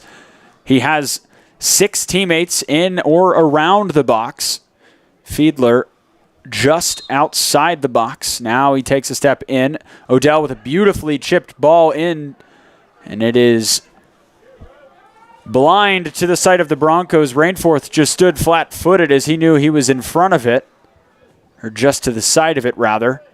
Counterattack now. Luna on the ball for the Braves. He was the player that Lovett was appealing to receive a yellow card before receiving one himself. Parker Simon takes a touch, and a heavy touch from the pass is Rhodes before a nice strike there. Wow! And Applegate lets it slip through his hands and into the back of the net. What a shot. We can maybe put some blame on Applegate, but that shot was really high, really hard, spectacular. I think that he actually did well to get his hands on it, and in the end, because he got his hands on it, you may expect him to keep it out, but that shot had goal written all over it in the end, and it is a goal, and this is now a game that we have on our hands, 2-1 Broncos over the Braves here, but this game is not over yet. Jason Jones credited with that goal. I have to disagree with you, Reed. I think that Applegate should have kept that out. It looked like it was a comfortable height for him to jump up. He was able to parry it. His hands were right in front of his face when he made contact with the ball and just didn't have firm enough wrists on that. Maybe next time he'll just punch it away, but he certainly should have kept that one out of the net. That's one he will want back, at least from my eyes. Rainforth taken down in the box. Penalty, right? Free kick awarded outside the box by the center official. He's saying that that's where the contact began, which is why that is the way it is. Is there no continuation? I disagree with this concept of the play. The clock will stop. Zach Bruckner is involved trying to explain why it should be a penalty kick, because while the contact originated outside the box, the foul that took him to ground was inside the box. Yeah. And Rainforth fought for himself to get in. Hopefully he so this will be interesting. You can see head coach Eric Schwartz also having a conversation with the AR on the far side by the coaches' benches. Bruckner walking away without a card despite disagreeing with the center official. Yeah, hopefully he doesn't get himself a card there at that debate. It seems like he won't in the end. But there's a rule called continuation, where it's the end of the foul is where the ball ends up being placed, and that really seemed like that foul continued into the box. Great ball in towards the box. That was a Bruckner really nice able to get ball. ahead to it, and it goes out just in front of the net. That was Odell on the delivery. Of course. But yeah, that really seemed like that foul is the exact definition of continuation, where that foul continued into the box. That would have been a huge momentum killer for the Braves had that been a penalty kick to the Broncos. But as it is, they live to fight another day, and we've got 24 minutes left of a one-goal game. And this will be a big challenge for the Broncos. They were able to see out a 2-1 victory away at Tonganoxie on the 5th. If they can do it again here, although in front of their home fans this time, so one would expect it'd be easier. Applegate collects it. No back pass is the call from the center official. Despite the ball bouncing off of Oberkrum's foot last, his intention was to clear it away, therefore no back pass. Applegate probably feeling a little uncomfortable back there, whether or not he blames himself, thinking he should have kept that out. Just going from a clean sheet to they've beat me now and could happen again. Definitely, it just feels different. As a former goalie, I know it feels a bit scary once they've gotten past you. Once you're mad, you want to make sure it doesn't happen again. But knowing that you are mortal is a scary thing. Absolutely. So Oberkrum will take this throw in for the Broncos on the near side. Center official says, back further, my friend.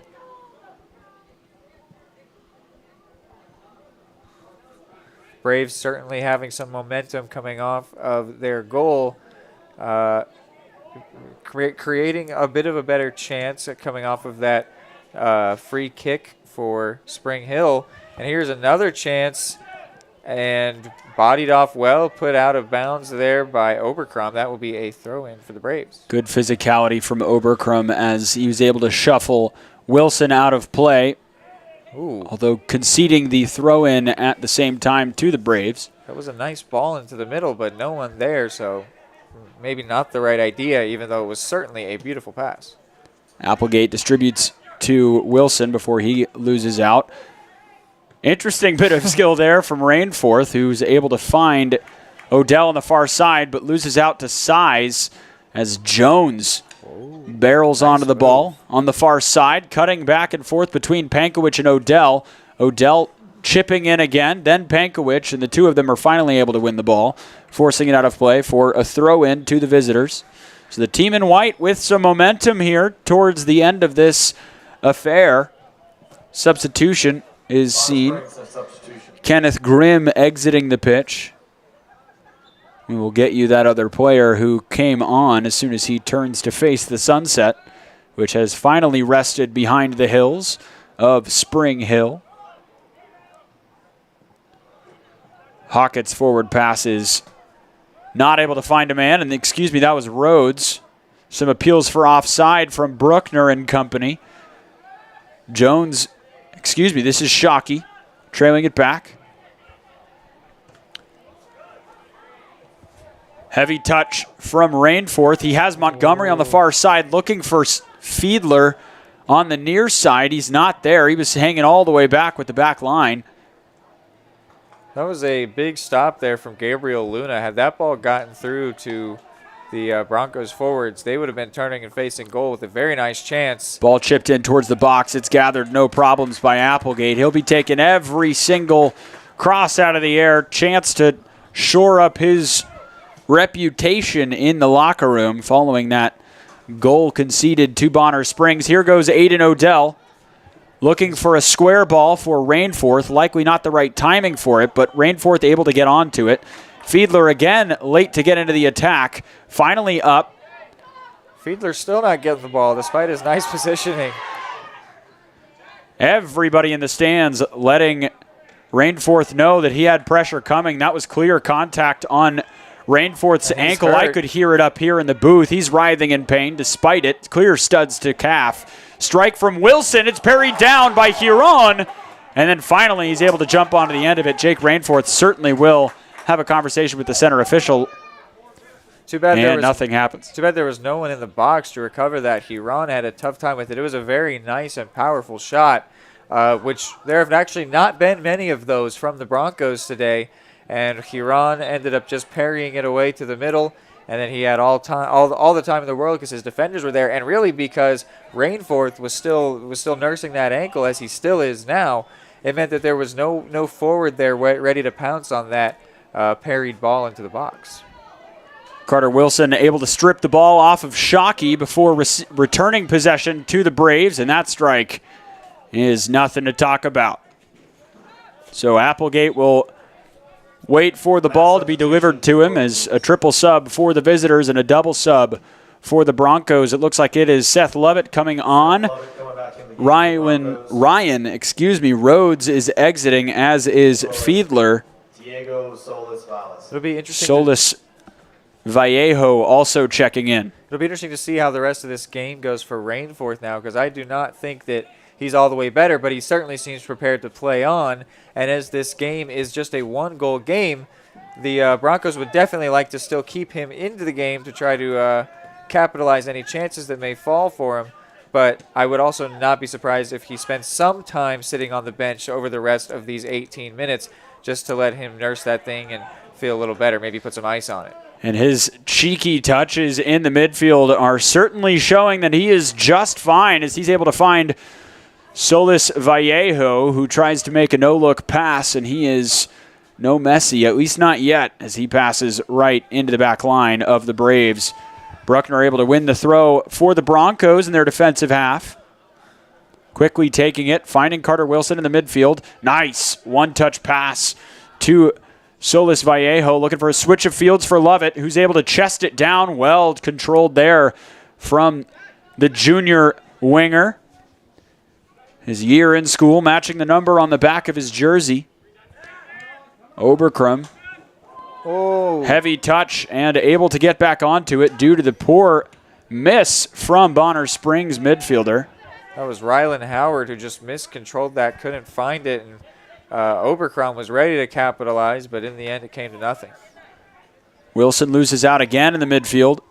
Just seems like he may be getting tired, although he last season just seemed to be the kid with an engine that just wouldn't quit, and his youth certainly coming into play. Parker Simon checking Shockey to the ground.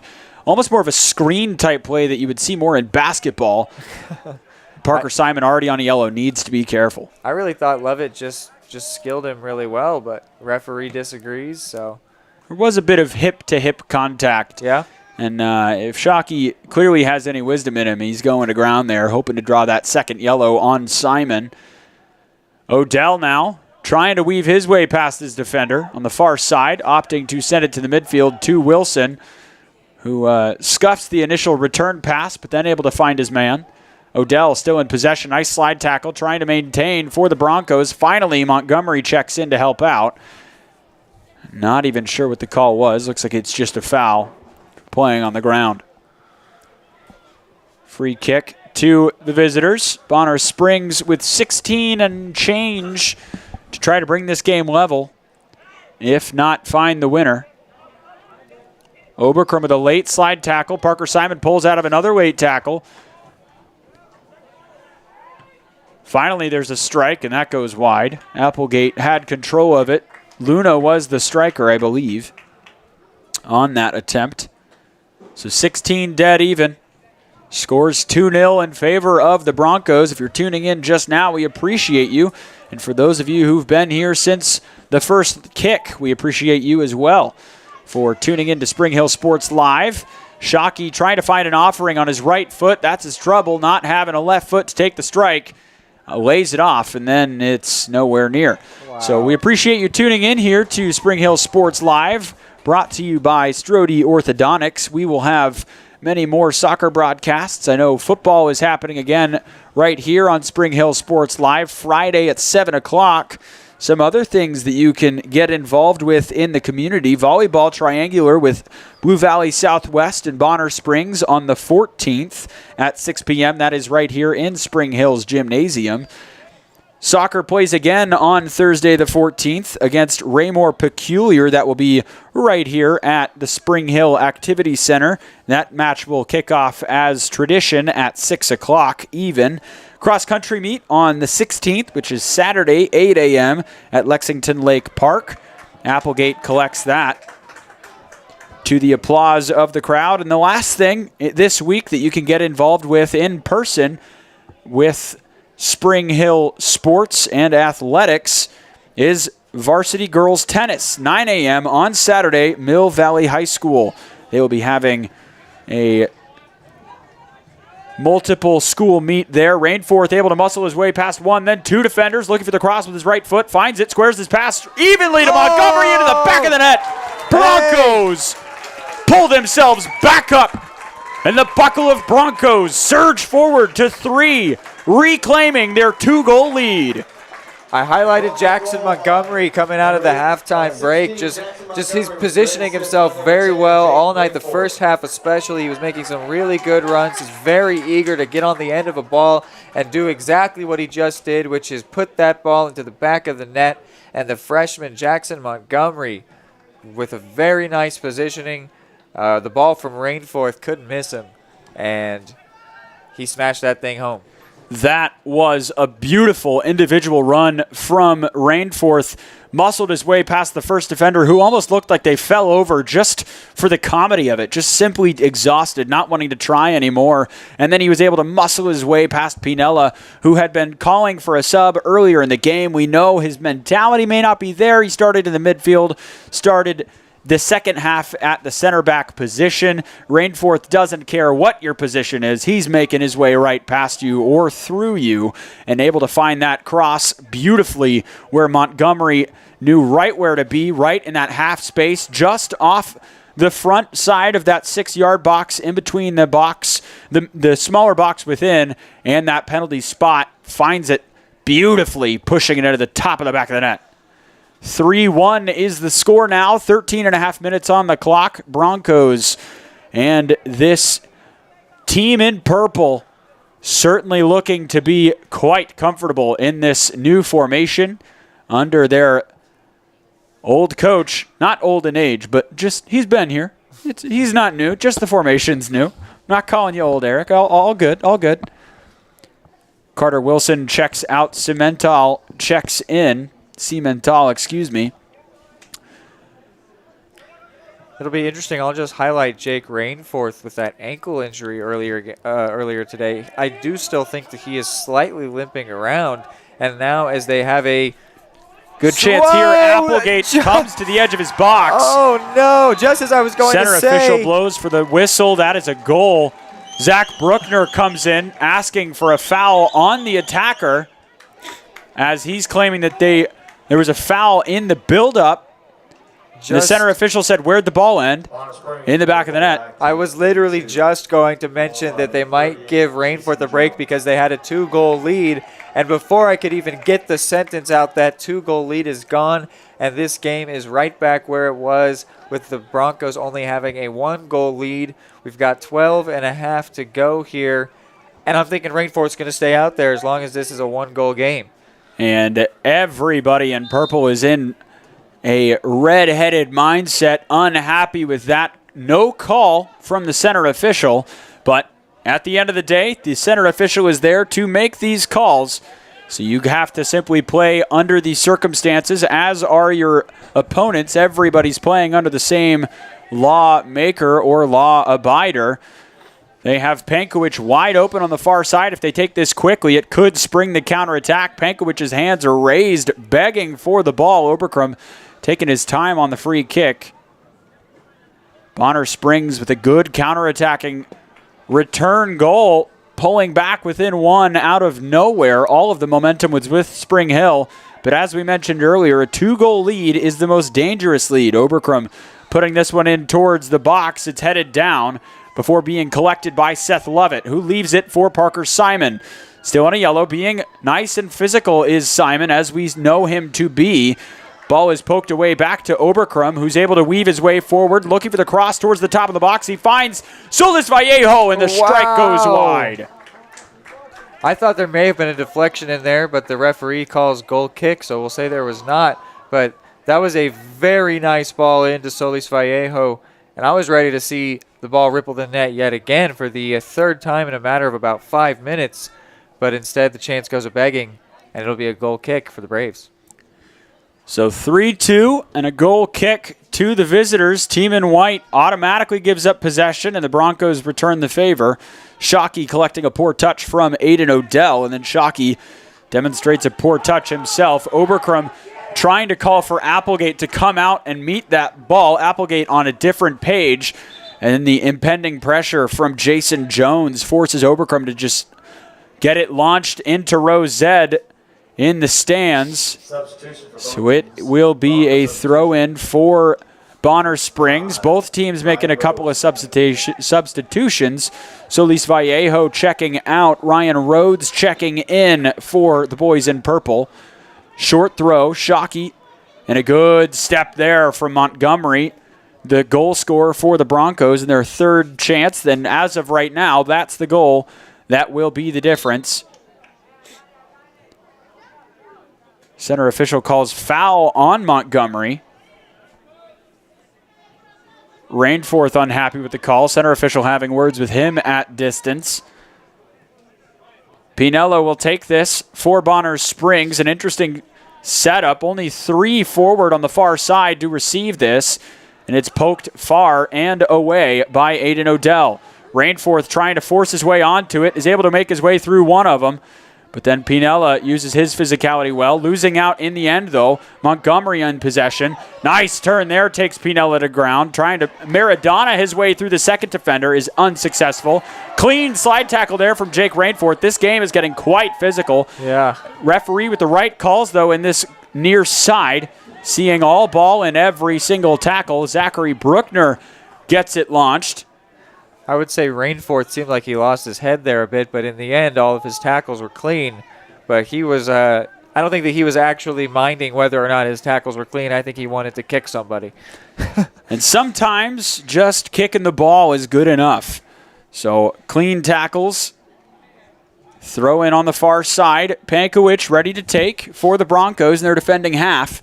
9 minutes on the clock. A 1 goal is what separates these two teams. I got tripped up over my words there for a moment. Visitors being granted space in the middle of the park, and a poor pass will concede that space. Seth Lovett sending it forward, looking for Rainforth. Montgomery trying to make a run in towards the top of the box. Rainforth pressing down on Pinella and turns him nicely, like he's trying to enter a stadium right through those rotating doors. Montgomery tries to keep it in play. It's out of play for a throw-in in favor of the Broncos. Substitution for both teams now. Both teams substituting. It will be Aiden Odell who checks out, and it will be Cody Hockett checking in. So Odell, the set-piece specialist, checks out Hockett, who has not been incredibly involved this evening, but certainly hasn't made any mistakes. A good, strong body to have in the box for this set piece, certainly enhancing the height and strength in the box. This throw from Oberkrum is sent a little shallow in the box, and it is being poked around in the mixer. Hits the center official. It'll be a drop ball for the Broncos. He's asking, why would you pass that there? And Parker Simon saying, dude, you were just where I was putting the ball. So Parker Simon will receive this drop ball. I would say that Hockett's involvement has been a bit like that of Nathan Fiedler, where he's made really good runs on this wide side part of the field, but the team just has not played it to him, and they have not capitalized on that space that he's making movement into. It'll be really interesting to see as this game comes to a close if they might find Hockett in some space and capitalize on the runs that he's making. And they've been able to find Lovett, as he is a stalwart in this team over the past several years. And so that's likely why they're confident giving him the ball. But with the new bodies and new positions, it Takes a few games to gain that confidence in your teammates. Nice strength from Parker Simon won this free kick in the middle of the park. Cimental with a heavy touch tries to split the legs of Luna, looking for the feet of Rhodes before Montgomery's forced to parry it off a defender, and it goes spiraling into the midfield once again. Bruckner using his physicality, well done there, able to win the ball. Keeping it in play was Hockett before it is dribbled out of play. Just want to highlight the beautiful sky here tonight with a similar color on your screen to that of Spring Hill's uniforms, and maybe even that of Giron's jersey, actually. It's a pretty beautiful scene we've got here before us. Indeed, purple and yellow, the perfect complementing colors to be in such a beautifully serene spot as Spring Hill when the sun is setting. The yellows and purples just seem to be the nice complement, the nice salami to the cheese and crackers, if you will, of a charcuterie board. Seth Lovett doing well to maintain possession there before handing it back to Oberkrum.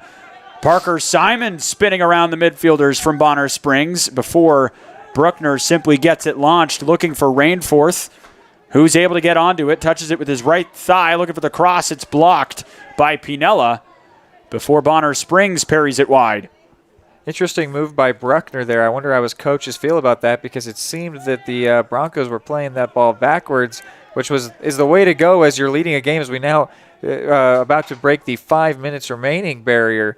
You'd just think that they would play the ball back, keep control of it, just maintain possession, but instead Bruckner absolutely smacked that thing forward. Now, it did come down to Rainforth's feet, which could have produced a chance, but definitely not the way to see out a game as we do now get under 5 minutes remaining here.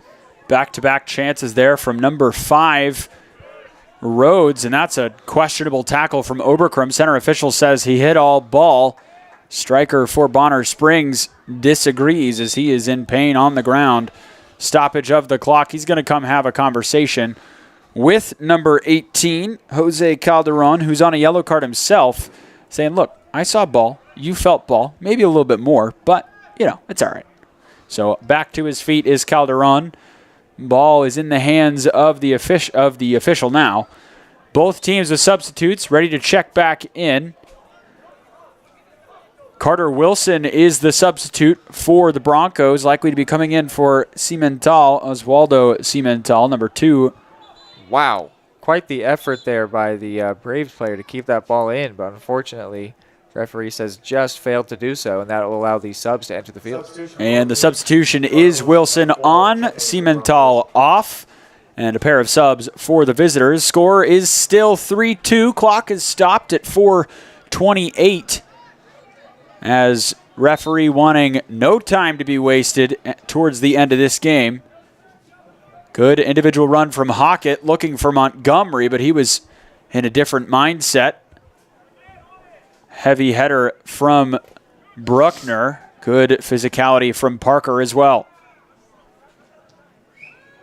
Bonner Springs looking to break away down the far side. Jones's cross is terrible, to put it lightly, and Oberkrum's going to win out, get there first. Still Oberkrum on the ball, clinically slide tackling, using his body well, and the Broncos could keep this in play. Cody Hockett is able to do so.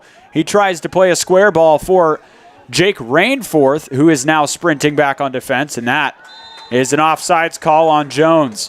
So a nervy couple of moments. Great idea to find Hockett on the far side. His square ball concept was the right idea. Maybe didn't lift his head soon enough to see the defender stepping in front of him. And Rainforth was saying the same thing. Head coach Schwartz stepped over to share the same opinion.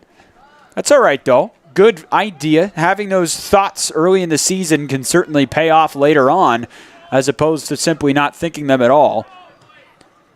Oberkrum finds Lovett on the near side. Good run from Rainforth, able to collect the ball over by the corner flag, likely just going to try to run out the clock here as he uses his immense strength down by the corner flag, holding off not one but 2 Braves players before it's finally poked out of play for a Broncos throw. 3 minutes and under on the clock. Rainforth, Lovett, and back again. Ball poked away by Pinella. Another throw, and it feels like we'll be here for the next 3 minutes. So grab your popcorn, grab your beverage. This is what the game has become. And it's another throw-in. So 30 seconds, 3 throw-ins, could be 4, and it will actually be a corner kick. No Aiden Odell, and a goal kick is the call. As the AR on the near side adjusts the call. Center official initially awarded the corner, and the AR signaled for a goal kick. Jake Rainforth not pleased with that, wanting another opportunity to level his hat trick. Currently sitting on a brace and an assist. Great evening for the Spring Hill number 10 in a new formation and a very young squad. Even with giving up that goal kick, that was some very impressive time wasting or time killing there by the Broncos. As even in the pros, you don't see them get more than 10, 15 seconds out of going to the corner flag. And the Broncos managed to kill a solid 30, 40 seconds there by winning possession on a few throws there. It was some pretty impressive game management.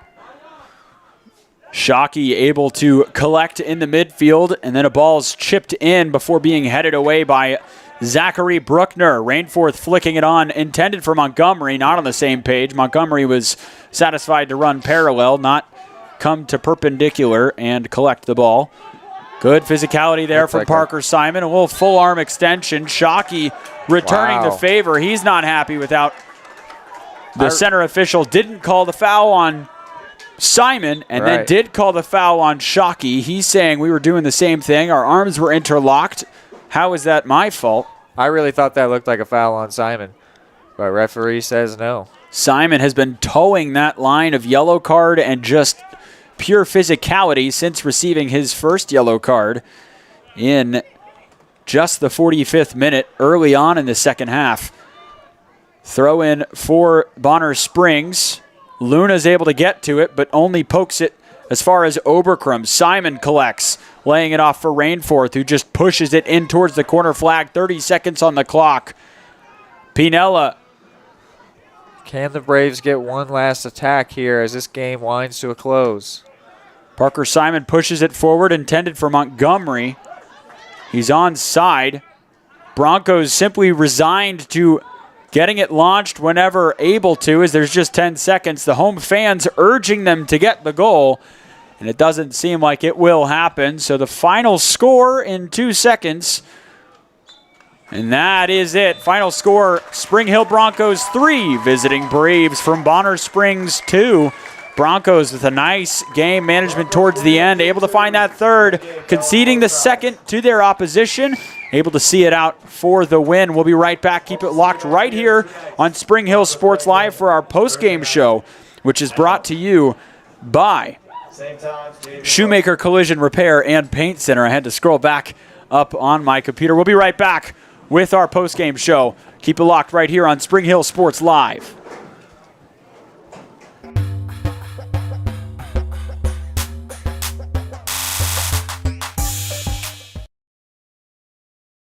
A great collision on the field? Awesome. An awesome collision on the road? Not so great. If that bad play does come your way, take your car to Shoemaker Collision and Paint Center. As Kansas City's premier auto collision repair center, they work on all makes and models, even RV, marine, aviation, motorcycles, and more. Shoemaker Collision offers free estimates and loaners, plus they will work with all insurance companies. Get your ride back in the game. Learn more at shoemakercollision.com or call 913-592-0095. Your home is your sanctuary, and it deserves to look its best. Whether you're looking to update your interior, spruce up your exterior, or give your cabinets a fresh look, trusted residential house painters Absolute Painting are here to help. At Absolute Painting, they specialize in providing top-notch home painting services to homeowners just like you. Their team of professionals have years of experience and the skills necessary to transform your home into a beautiful, welcoming space. Call for a free quote today. Absolute Painting, where quality is absolute. Hi, I'm Katie Casey, and I'm honored to be a third-generation realtor in our Crown Realty family. My dad and grandparents started Crown Realty in 1973, and since then we have grown to become one of the largest brokerages in the Midwest. We now have 8 office locations and over 150 agents covering about 20 counties across Kansas and Missouri. Reach out to us today to experience the Crown Realty difference, where we are committed to treating our agents like family and our clients like royalty.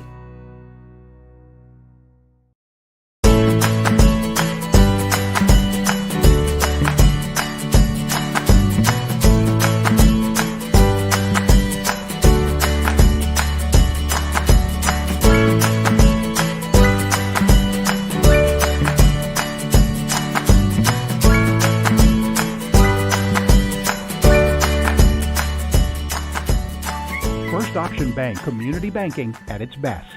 Member FDIC, Equal Housing Lender.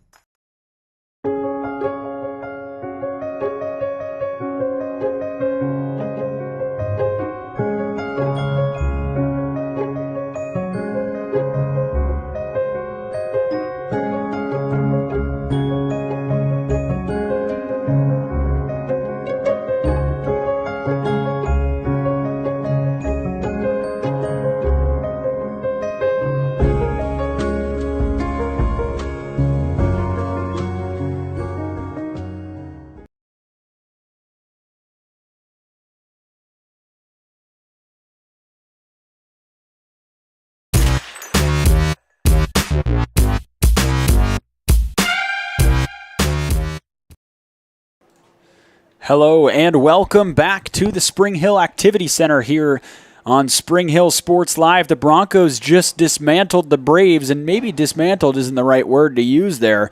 They at least held off the Braves from Bonner Springs High School. Final score 3 for the Broncos and 2 for the visitors from Bonner Springs. Your postgame show is brought to you by Shoemaker Collision and Paint Center, Kansas City's premier auto collision repair center.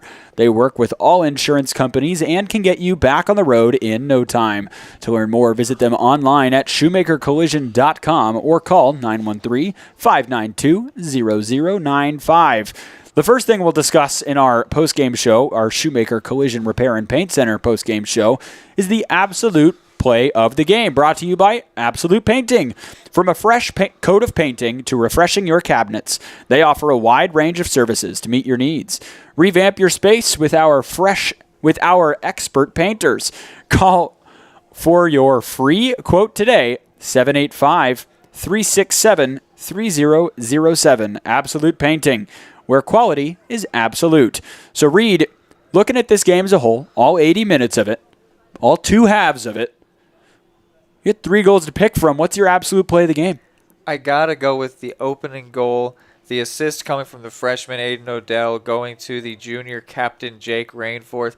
The pick out on that pass was just absolutely beautiful, and that's exactly how this formation is supposed to work, allowing the midfielders to push up and pick out one of the forwards. And it was just textbook for how the coaches want to see this team run. And then the volley from Rainforth, oh my goodness. I mean, it was a spectacular finish. Didn't give the keeper a chance. It was beautiful. It was absolutely it was what we talked about in our moments of like how do we think this game is going to go.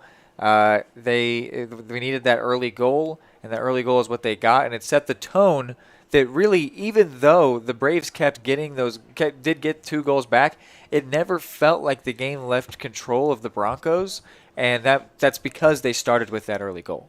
So while the second half had 3 goals, none of them were quite as beautiful as what was also our chamber of connection, and that just speaks to the true beauty of it, right, Reed? The fact that Rainforth and Odell were able to connect so perfectly, and it was the first goal of the game. The game was only in the 10th minute, and it happens, and everybody's just jaws hit the ground, right? Everybody is awestruck by what a goal that is, especially at the high school level, to see something that beautiful, and that blends perfectly into my player of the game, which is brought to you by Shira Shroom, financial professional.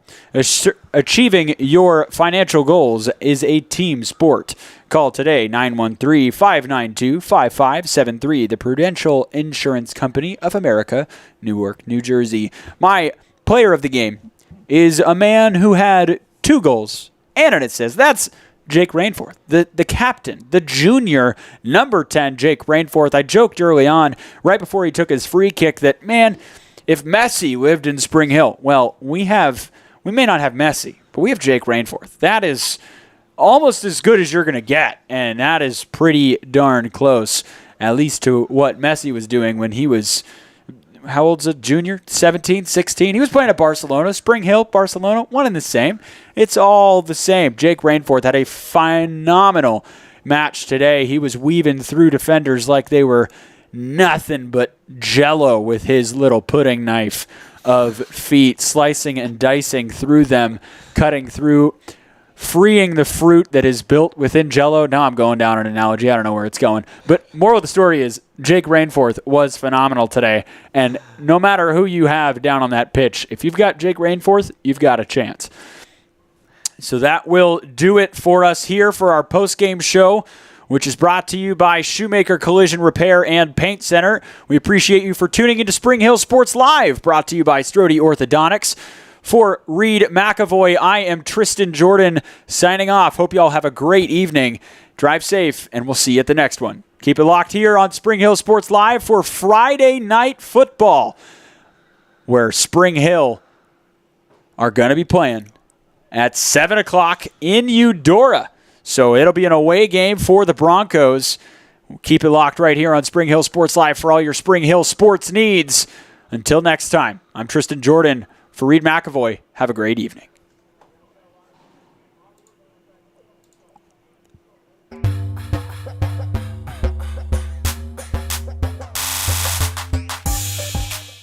Elliott Group is a proud supporter of Spring Hill and USD 230.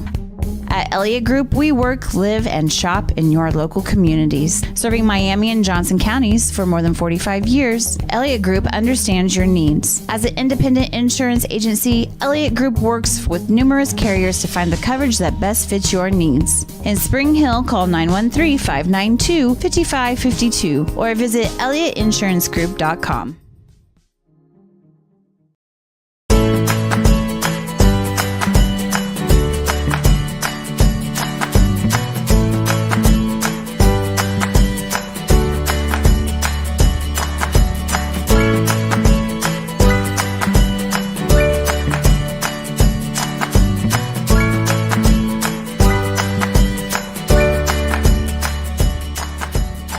First Option Bank Community Banking at its best. Member FDIC, Equal Housing Lender. Your home is your sanctuary, and it deserves to look its best. Whether you're looking to update your interior, spruce up your exterior, or give your cabinets a fresh look, trusted residential house painters Absolute Painting are here to help. At Absolute Painting, they specialize in providing top-notch home painting services to homeowners just like you. Their team of professionals have years of experience and the skills necessary to transform your home into a beautiful, welcoming space. Call for a free quote today. Absolute Painting, where quality is absolute.